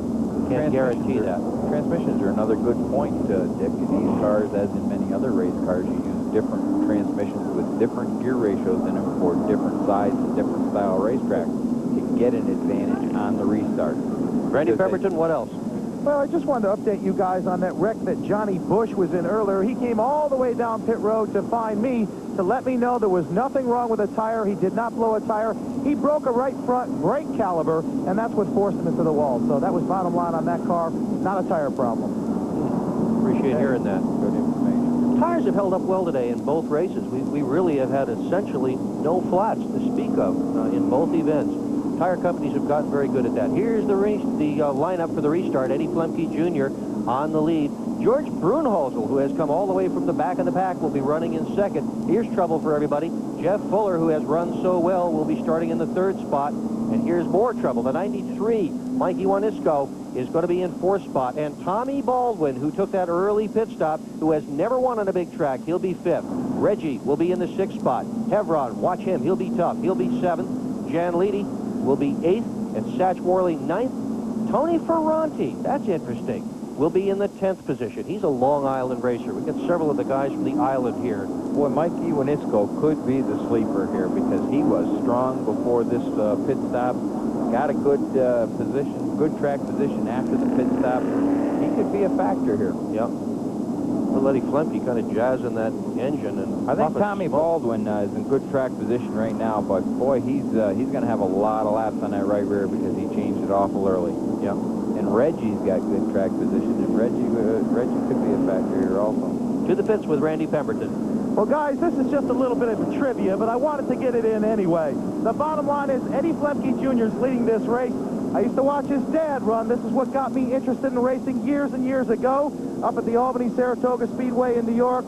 He was my hero. The first guy that I ever asked for an autograph was Eddie Flemke Sr. And I'll tell you what, he's the real reason why I got involved in this sport, and that's the reason I'm here today. Eddie Flemke Sr. and his son's doing a good job. Randy's from your part of the woods, isn't he? Actually, yes, originally, all the Pembertons came out of upstate New York. Did you know him? Yes, we did. They were a little bit younger, but we knew the Pemberton kids. I know their father and their mother. And the story about Eddie Flemke, you know, John Grady, who's a longtime photographer in upstate New York, I remember the first time I was able to pass Eddie Flemke at Albany-Saratoga Speedway. He said, well, he says, you're really becoming a driver now. You finally passed Eddie Flemke. And that was the mark for a lot of people, that Eddie Flemke helped an awful lot of folks get into racing, helped them get going. Yeah, I'm sure. Satch Worley's wife, keeping track of laps. See the two stopwatches up there. Every lap gets timed. Everything gets written in. She'll record when the yellow flags came, and after the race is all done and over with, they'll do a post-mortem and try to figure out how they won it or why they didn't. big racing family here, an awful lot of nice people in this division. And like every other division or professional division of racing, they're like a big family. They help one another out. They work together. They travel the circuit together on the road, and a lot of camaraderie there. Yep, it's an 18-race series in 1993. They're going to go from here to the Stafford Speedway on April the 18th. On the 25th of April, they'll be at the Thompson, Connecticut Speedway. They'll be running New Hampshire, Nazareth, Riverhead and Long Island, Holland, Lee, USA. These guys run all over the eastern seaboard with these cars. 18 races in 1993. Zach Worley is kind of a local hero here, but he makes every modified tour race throughout the North Country. I'm going to tell you, he's a hero anywhere he runs. He is. Zach Worley goes. He drives for Bob Garbarino, one of the long-established car owners in this division, and it's been a good team effort between those guys, between the Garbarinos and Zach Worley. A lot of traveling on Zach's part. You know, they just get along great, and it's a nice bunch of guys on that team. And like you, Brian, he has been elected the most popular driver in this series. He was also twice been the champion at Bowman Gray Stadium. That's 1984 and 86. And right now we're watching Eddie Flemke Jr. out of Southington, Connecticut. Same town his dad lived in. Eddie Flemke Jr. says, "Boy, I would love to have won as many races as my father." And I bet his dad won 101 laps. Done. Father was definitely one of the pioneers of the division and one of the innovators of the division. And a hero to everybody. This is NASCAR's oldest division. It started in 1948. Eddie Flemke was never the champion of this division, but he was the champion in the hearts of many of the fans. He was the oldest division and the newest division here today. Yeah, really. Well, let's see what Eddie Flemke Jr. can do with this thing. It's a showtime now, Dick. Yeah, and I'm telling you what, Fuller's putting on quite a show. He has just bombed to the bottom, and Laughlin's up in here now. That's the first time we've seen him today. And Laughlin's a good runner. Yeah, he's flat down. I wasn't aware of that. I didn't believe he was flat down. Brunhosel has gotten shuffled to the back. Brunhosel was up in second spot when all this started. Fuller's going to get a chance to check out here. Yep. Fuller has just gone by Eddie Flemke for the lead. Fuller has led the most laps so far today. Everybody on fresh tires now. It's a new ball game. Stagger does adjust in these cars, unlike the Winston Cup cars on radial. These cars are on bias ply tires. So anybody who was loose, they've tightened them up. Anybody who was tight, they've loosened them up. They've adjusted the cars on that last pit stop. And this will absolutely shuffle the deck for everybody except that number 8 Fuller, who just is gone. He is disappearing. Boy, Reggie sent it in hard that time. He's looking strong. Iwanisco is strong, too. Well, he's watching that Fuller car, and he doesn't want to see Fuller get away from him. We're going to get an inside-outside pass right here. No, Reggie thought more of it. Didn't make it. What are we, 4 wide on the backstretch, Brian? Almost. Definitely 3. Tight racing in the front of the pack. With the exception of a very lean position. Hey, Iwanisco is strong. Yep, he's got second spot, and I think he's closing on Fuller. Look at Reggie in there, though. Boy, did he send it in. Yes, sir. Reggie's getting into those very, very well. Second last year in national points. Reggie's going to size him up a little bit here now. See where he can get an advantage, make this move. He's going to make a move on the bottom right here. Yeah, he's strong enough to do it.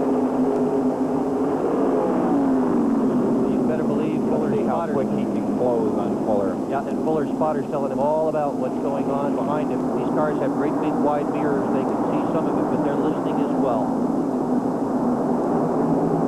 Hebron mired in the pack back there. We would have thought we were going to see more from Hebron than we have this afternoon.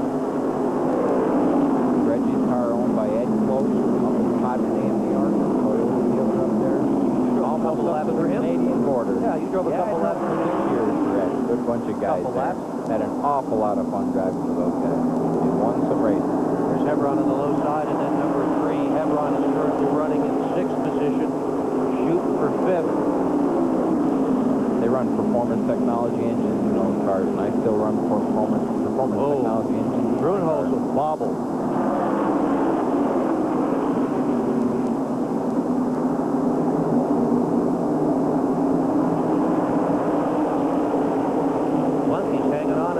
Spot right now, so far at least. Hebron in that number 3 has gotten by Brunholz. He's looking on for the second position. Well, right here is the race for the lead, however. Fuller's got it. Reggie in the number 69 is looking for it. He wants it. I just found out at this race that Reggie's first name isn't Reggie, it's John. I never knew that. Yeah. Has a son named John. Reggie's a real family man. He's got a real nice wife, Steele, 2 kids. Boy, I tell you, his family's always traveled all over with him, and real close-knit family, and Reggie thinks a lot of his family. Yep, said he got the name Reggie because there were 6 Johns in the neighborhood, so in order to straighten it out, they called him Rudgie. It was just easier to say Reggie, so he eventually became Reggie. Now he signs checks Reggie. Right now, he'd like to sign a check to win this race. This is one of the better paying events on the tour. And Reggie Ruggiero on the high side. Side-by-side here. Yep. Looking for the lead, trying to take it away from Jeff Fuller. Fuller won the last time the modifieds were here, that just a month ago. An event run in conjunction with the Winston Cup show. Reggie trying the high side again. Lap traffic. Take advantage of the air and get a little run on in there. Whoa, look at this, 3 wide. See how close they're running to the speeds that they're running. Yeah. Not uncommon to go up and just touch your left wheel against the guy's right rear wheel to intimidate him a little bit. Does that tend to flatten the left wheel? Well, if you do it side by side, it doesn't flatten. You're a braver man than me, Brian Ross. Running into each other, bare wheels at 150 miles an hour. Dick, just touch him. Just touch him. Lightest touch you can feel. Let me rephrase that then. You're a much better driver than I ever was. That's the guy's train of thought. Maybe gives you an advantage.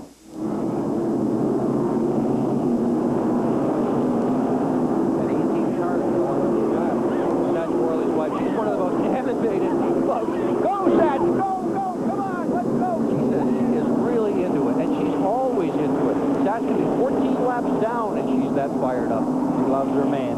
She does. She has a good man there to love, too. He's a fine racer. Lap traffic again, another fight for the lead. Reggie's trying the outside lap after lap after lap. What will happen when he tries the inside? Fuller's running a nice, smooth pattern. Yep, he's not letting anybody rattle him. 44 Stefanik was on his bumper for a long while. Not easily rattled. No, he sure isn't. He's another man living his dream in the modified. This is where he wanted to run. This is what he wanted to do. They actually own a Winston Cup car. They're racing with it. They're telling me wired it up down to Atlanta last fall, so they don't have any plans to run it right immediately again. Before this thing is all done and over with, they may have to deal with Mike Stefanik. He has moved his way all the way to the 10th position.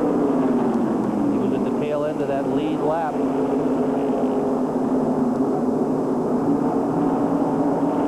The fight, though, is right here, and it's been here all afternoon in this division. Good fight right on the nose all day. We've kind of changed characters as the afternoon has rolled on. First it was the 44 Stefanik trying to get Fuller. And then it became Reggie trying to get him.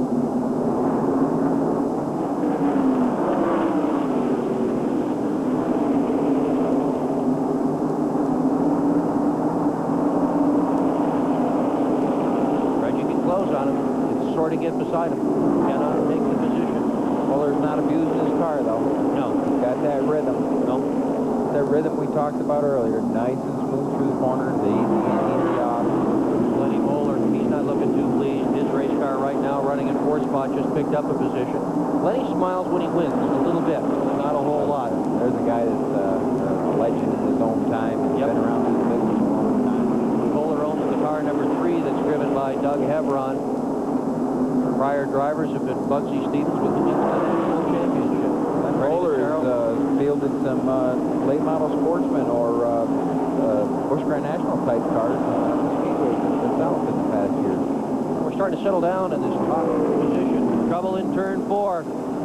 31, Ferranti sideways, but he's off the racetrack. Are we going to get a caution or not? No caution. Ferranti's backing up onto the racetrack. He backs up on the racetrack and draws the caution. I don't know whether he did that deliberately or whether that was just a matter of trying to get the front wheel straightened out enough so he could get out of harm's way, but he did manage to draw the caution. That's the 6th caution flag of the day. Tony Ferranti turning it around between turns 3 and 4. We're going to get a replay. Let's take a look at this again. The upper right-hand corner, you see Tony Ferranti. Yep, round and round he goes. Round it goes. Yep. No contact. I think he did that by himself. Yeah, I think he got in there on the bottom, a little bit too far down on the bottom, and upset the car on that little start of that apron there. Yeah, the racetrack goes flat when you get toward the bottom. Maybe, maybe not. He has just pulled up alongside the number 15 of Wayne Anderson, and they have just had something of a conversation. An animated conversation. Finger pointing. Finger pointing. Oh, look at him. I've had a couple of those, Dick. A couple? Yeah. It's still going on. Carl Pastriak going by him. Half the Pastriak brother combination. Mike McLaughlin going by in the number 21, Art Barry's car. You notice how quick they can get these cars stopped when they get around sideways. That's because the cars are so light with big wide tires on them and a wide wheel stand. And giant brakes. Giant brakes. 1 to go, and we're going to have a restart. 25 laps to go when we get this restart. This is going to be like a Saturday night feature, Saturday night shootout. Boy, those old 30-lappers we used to run, Dick. They were exciting. Well, they still run 30 lappers for these cars around the United States in various places. There's your leaders. A lot of these guys do run on a Saturday night basis, on a regular basis. They just can't get enough of this. And there are a bunch of racetracks in the United States that run cars that look like this. Some of them have more restricted engines and are a little less expensive than these. But these have been a popular race car virtually throughout the history of stock car racing. When the sport first began, there were sportsmen, and then if you could put one more carburetor on it, it was called a modified. That was back in 1948. It's a little more sophisticated now. We're about to get a green flag and see just how sophisticated Reggie Ruggiero can be, because he's got 25 laps to go to try to catch Jeff Fuller, who got a terrific jump on that start. Reggie got a good jump as well on Iwanisco. Doug Hebron in there 4th. Yep. Lady 5th. I wouldn't count Hebron out. I'm telling you what. Hebron's running better and better. Besides, Lenny Bowler is staring at that car. When Bowler stares at a race car, it just goes faster.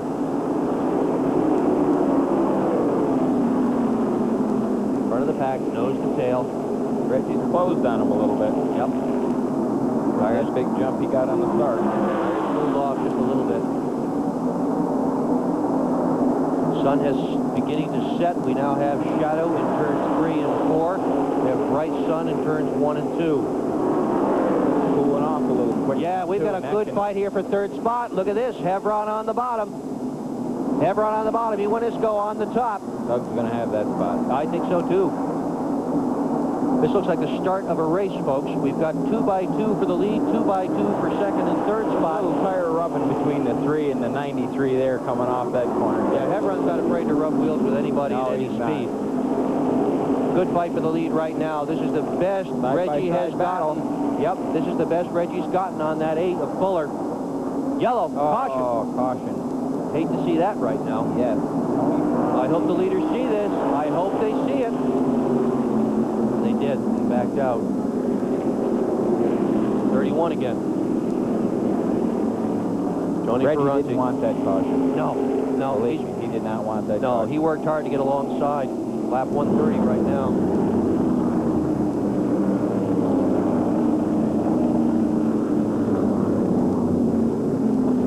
Bobby Fuller, that's Jeff and Rick's brother there. Jeff is crewing that car for him. Bobby's crewing that car for Jeff. His brothers are maintaining that car for him now. A real family deal. Bobby's run some modified races, quite a few in his day. Tony Ferranti waves his hand in disgust. He would rather have not had that happen. Going to get another look at it now. Let's see what happened. Tony Ferranti coming out of the corner. Oh, he's sideways. All by himself. There he gets sideways. No, a little contact right there. No. Yeah, yellow 11 spun first. Yeah, we had several cars out sideways. You see how fast they run coming out. Yeah, let's take one more look at it and see what happened here.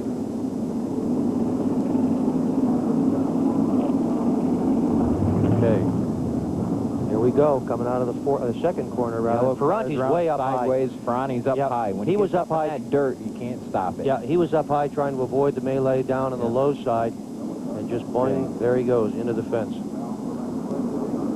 Well, 7th caution of the day. That's as many cautions as we had last year for this event. And here comes the opportunity to meet the record driver. And one hard more time. impact there. Got to get another look at this. Yeah, there's 31. You see the yellow coil Watch spring right come bouncing out of the car. Watch, boing. There it is. There it is, Coil the right spring front out of the spring. right front. Yeah. Bouncing across the racetrack. Yeah. Spring manufacturers are very smart. They've all color-coded their springs. Speedway Motors makes them purple. That's an AFCO spring. That's yellow. Carrera makes them chrome. So when they go bouncing down the racetrack, you know who made the spring. They all run coil-over springs here, meaning the shock is on the inside and the spring is on the outside of it. The spring actually mounts on the shock absorber, and then the shock absorber mounts to the suspension. Yep. Real easy to change the adjustments on. They just put a little wrench on top of an adjuster and tighten down on the spring, and that changes the way the weight distributes itself around the car. Also allows you to move this spring a lot closer to the ball joint, which gives the spring more leverage over the suspension and makes it a lot more controllable. Yeah. Well, this is not looking all that great for the number 31 on the backstretch. There are 2 wreckers out there for the infamous double hooker. One on the front bumper, one on the back bumper. Here's Satch Worley, Bob Garbarino's car. Garbarino's been racing stock cars since 1962, and in 1991 together, he and Satch Worley won the Race of Champions. They say it's the biggest race that they ever won together. I drove for those guys for about 9 years, Dick. Nice people, they really are. Garbarino owns a marina. He's got a flat tire, apparently. Garbarino owns a marina in Mystic, Connecticut, where he sells very expensive yachts, but rather than fooling around with yachts on weekends, this is what he prefers to do. This is his game of golf. Yeah, it is. There's his wife. There's Satch's wife with the signboard. Good thing they don't give her the lug wrench. She would get excited. Here comes Satch in. He was running well today. And this is going to put him in the back of the serial order. In fact, it puts him a lap down. The leaders have already gone by as this has happened. Under the hood, trying to wipe things out. That's a suggestion. He may well be running hot. Well, he's not a lap down yet, Dick. This field would have to go by him one more time to get him a lap down. Unless he was a lap down from earlier competition. I think he was still on the same lap, though, with him. Marina, that's Garbarino's company on the back. Pennzoil on that car also. Yep. And they're stopping him. 17 to go. Penalty for something there. Holding up Satch Worley on pit road right now. On the backstretch, they are taking Ferranti's 31 off. This is the leader, has been most of the afternoon. Wonder what the penalty's for on Satch. Maybe just scoring to try to make sure that he stays that lap down, Brian. NASCAR will do that frequently. They'll just, if you manage to pick up a lap under caution, if you zip by the lead cars, go into the pits, and you get an opportunity to go out, sometimes the scoring will pick up a lap. And they're very, very astute about that sort of thing, and they'll watch it and make sure that nobody picks up a lap when they should not. Satch Worley, 45 years old, one of the senior members of the modified set. Real Southern gentleman. Not the oldest driver here, however. He's a gentleman, too. Does not get rattled, does not get flapped. Nor does this guy, Jeff Fuller. He started out to be kind of a hothead race car driver. I remember him at the old Westboro Speedway, and when things would go wrong, Jeff Fuller would rant, rave, and jump up and down. Right now, he's just calm, he's cool, he's smooth, and he has really still very aggressive, but a lot smoother in his aggression. Yep. Well, when this thing takes to the green flag, will Hevron be able to do something with Reggie, who is in front of him? Will Iwanisco be able to get back where he had been? Everybody's tires have cooled down a little bit. Will Reggie be able to continue the pursuit of Jeff Fuller? Yep. He was beside him when that caution came out. 27 has moved up, too. Look at Stefanik. take a look at where Stefanik is. He is in 7th position right now, from all the way in the back. Brakes or no brakes. 6. Yep. 6 car back on the field. He must be 6th position now.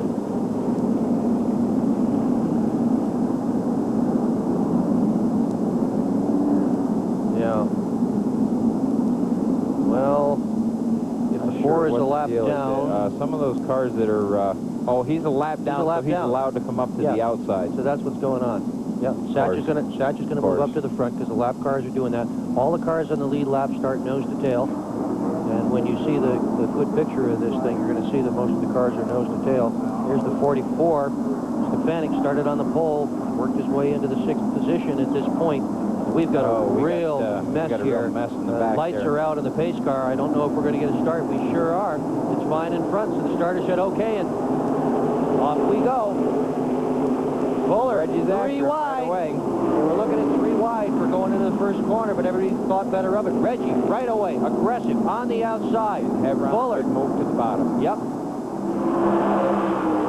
You bet it is. This may be the race for the victory. We are on lap 136. Fuller on the bottom of the racetrack. Reggie on the high side. Hebron has decided that the outside is the place to run. He is hooked up with Reggie. No more holding back now.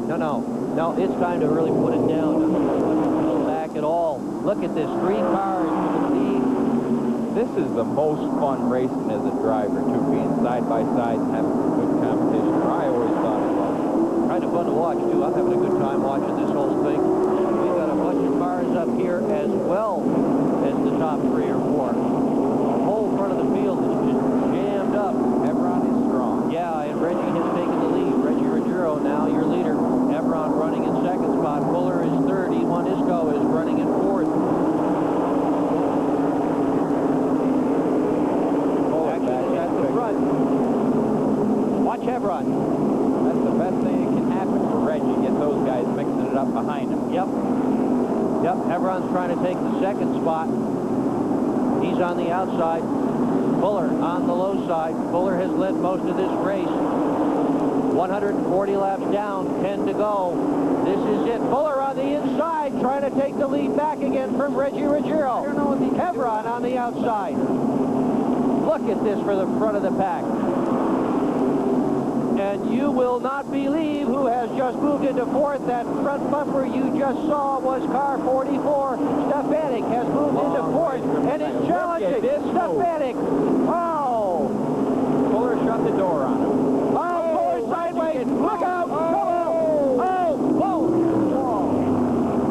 Whoa! Hebron's fun also. Yep. Whoa! And they're still spinning. Yeah, it's still going on. That's Eddie Flemke Jr. They are still crashing in 2nd turn. Jan Leedy has come through this thing, and Stefanik. Mike Stefanik all the way from the back. Like we said, smart. Mike Stefanik. And Mike may be the car to beat here. I can't believe what's just happened, he says. Reggie got a little loose coming off that corner. Yep, he did.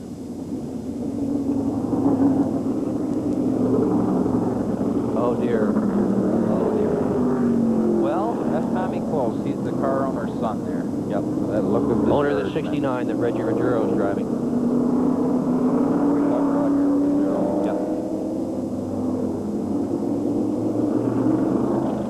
Jan Leedy has never won here. He is currently your leader. Eddie Flemke there, unstrapping. Let's get a look at this in replay for sure. Reggie definitely got loose. Yeah. Well, I think he may have had 2 or 3 guys in his back bumper at the same time, though. I don't think there was any contact made, though. The air could have been a factor there. Yeah, almost definitely the air was a factor. The 2 cars side by side behind him, the air could have been taken off his rear spoiler by that and turned him around. Different angle. Now we'll see. Oh, boom, boom. Yeah, right out sideways. He is lucky he didn't hit that wall a ton. He's also very lucky, and Stefanik is lucky. Stefanik just managed to squeak through there. If he had a 16-inch wide tire instead of a 15, one more angle. We're going to show it to you from the 3rd camera angle. Here it is, the accident that changed the complexion of this event. They've stopped the cars on the racetrack. Stefanik is not running at the moment. They red flagged the thing to try to line everybody up. You can see what's happening.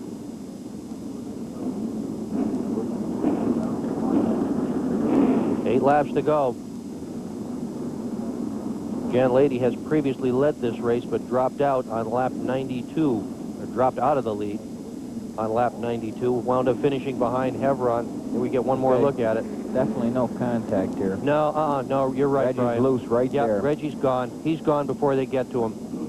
Both of those cars coming up beside him, side by side, or behind him, side by side. Could have taken the air off his rear spoiler and just got him loose right there, because that's when he's hard on the throttle to get off that corner. Hevron almost made it through there. Not quite. He had to slow up and gather the car. Let's watch it in real time now and fasten your seatbelt when you do. It happens fast. Yeah. It happens He fast. just lost it. Reggie just lost it. Oh, kaboom. Heartbreaker, but that's racing. Yep, that's the way it goes. To Randy Pemberton. Rick Well, guys, I did talk to the crew just a few minutes ago. They're all really, really disheartened. I said, what happened out there? They said Reggie was just basically trying too hard. Got back in the gas a little early, then got loose. It came around on him. That's the bottom line. These guys are obviously dejected over here. Rick Fuller, who had run so well today, is now going out with a couple of wreckers, hooking his car up in the air. The number 77, too badly damaged to continue. We are on lap 143. The reason they stopped the race, to give you a green flag finish. If we had stayed under caution, this thing would have ended under caution. And as they did with the late model stock car race, they've stopped. And the crowd here likes that. The crowd is applauding what has gone on down there. They're glad to have the opportunity to see the race finish under green if at all possible. It's Reggie's car, number 69, going very slowly.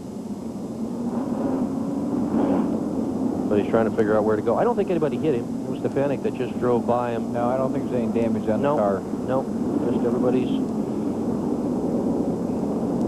Here we go. We're going to go airborne a little bit. You can see... Whoa! Okay. That was Eddie Flemke Jr. that went flying through the air. Yep. Now, that's what open wheels will do for you. Yes. Let's go for a ride. Dump the tires. Yep. I saw his dad do that one day at Stafford Speedway, and the car came down on the top and absolutely flattened the roll cage. Took it right down to door height. You were probably in that. I was in that wreck. Were you in that wreck?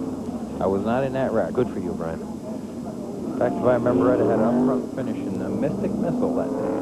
No, I'm sorry, it wasn't the Mystic Missile, because Eddie Flemke was driving the Mystic Missile and put it on his roof. Yep, that's right. Jan Lady's last win happened on May 11th, 1991 at Nazareth. He has won only one other time in this series, that in 1987 at Jennerstown. Do not, however, take that to mean Jan Lady does not win races. He runs events other than this tour. This tour is only 18 races. Jan Lady runs lots and lots of races beyond these and has won many of them, including at North Wilkesboro in very stiff competition. Reggie back to 13th. Yep. From the lead back to 13th on that incident, but no damage on the car. 27, Alidi is going to be in the lead when this thing gets going. Even farther than that, and they were the two top contenders. Yeah, well, Hevron got really sideways and basically wound up spinning on the backstretch. Stalling on the grass. Yeah, he's only got 6 laps now, and the probability he can eat up all those cars and situation like that, wherever you come back out in line, that's where you restart. Yep. Let's not forget, however, Brian, that the lap cars, and you see a lot of cars here on the racetrack, all right now running nose to tail. The lap cars will run up higher, and that is going to make a big difference. That's going to let some of the leaders, some of the guys on the lead lap, including Hevron, be able to close some of the distance between themselves and Jan Leedy. Here. And we're going to get a restart this time around. You talk about tough to pass. Leedy is going to be tough to pass. Oh, yeah, that car is about to become 12 feet wide. Man, it's come a long way.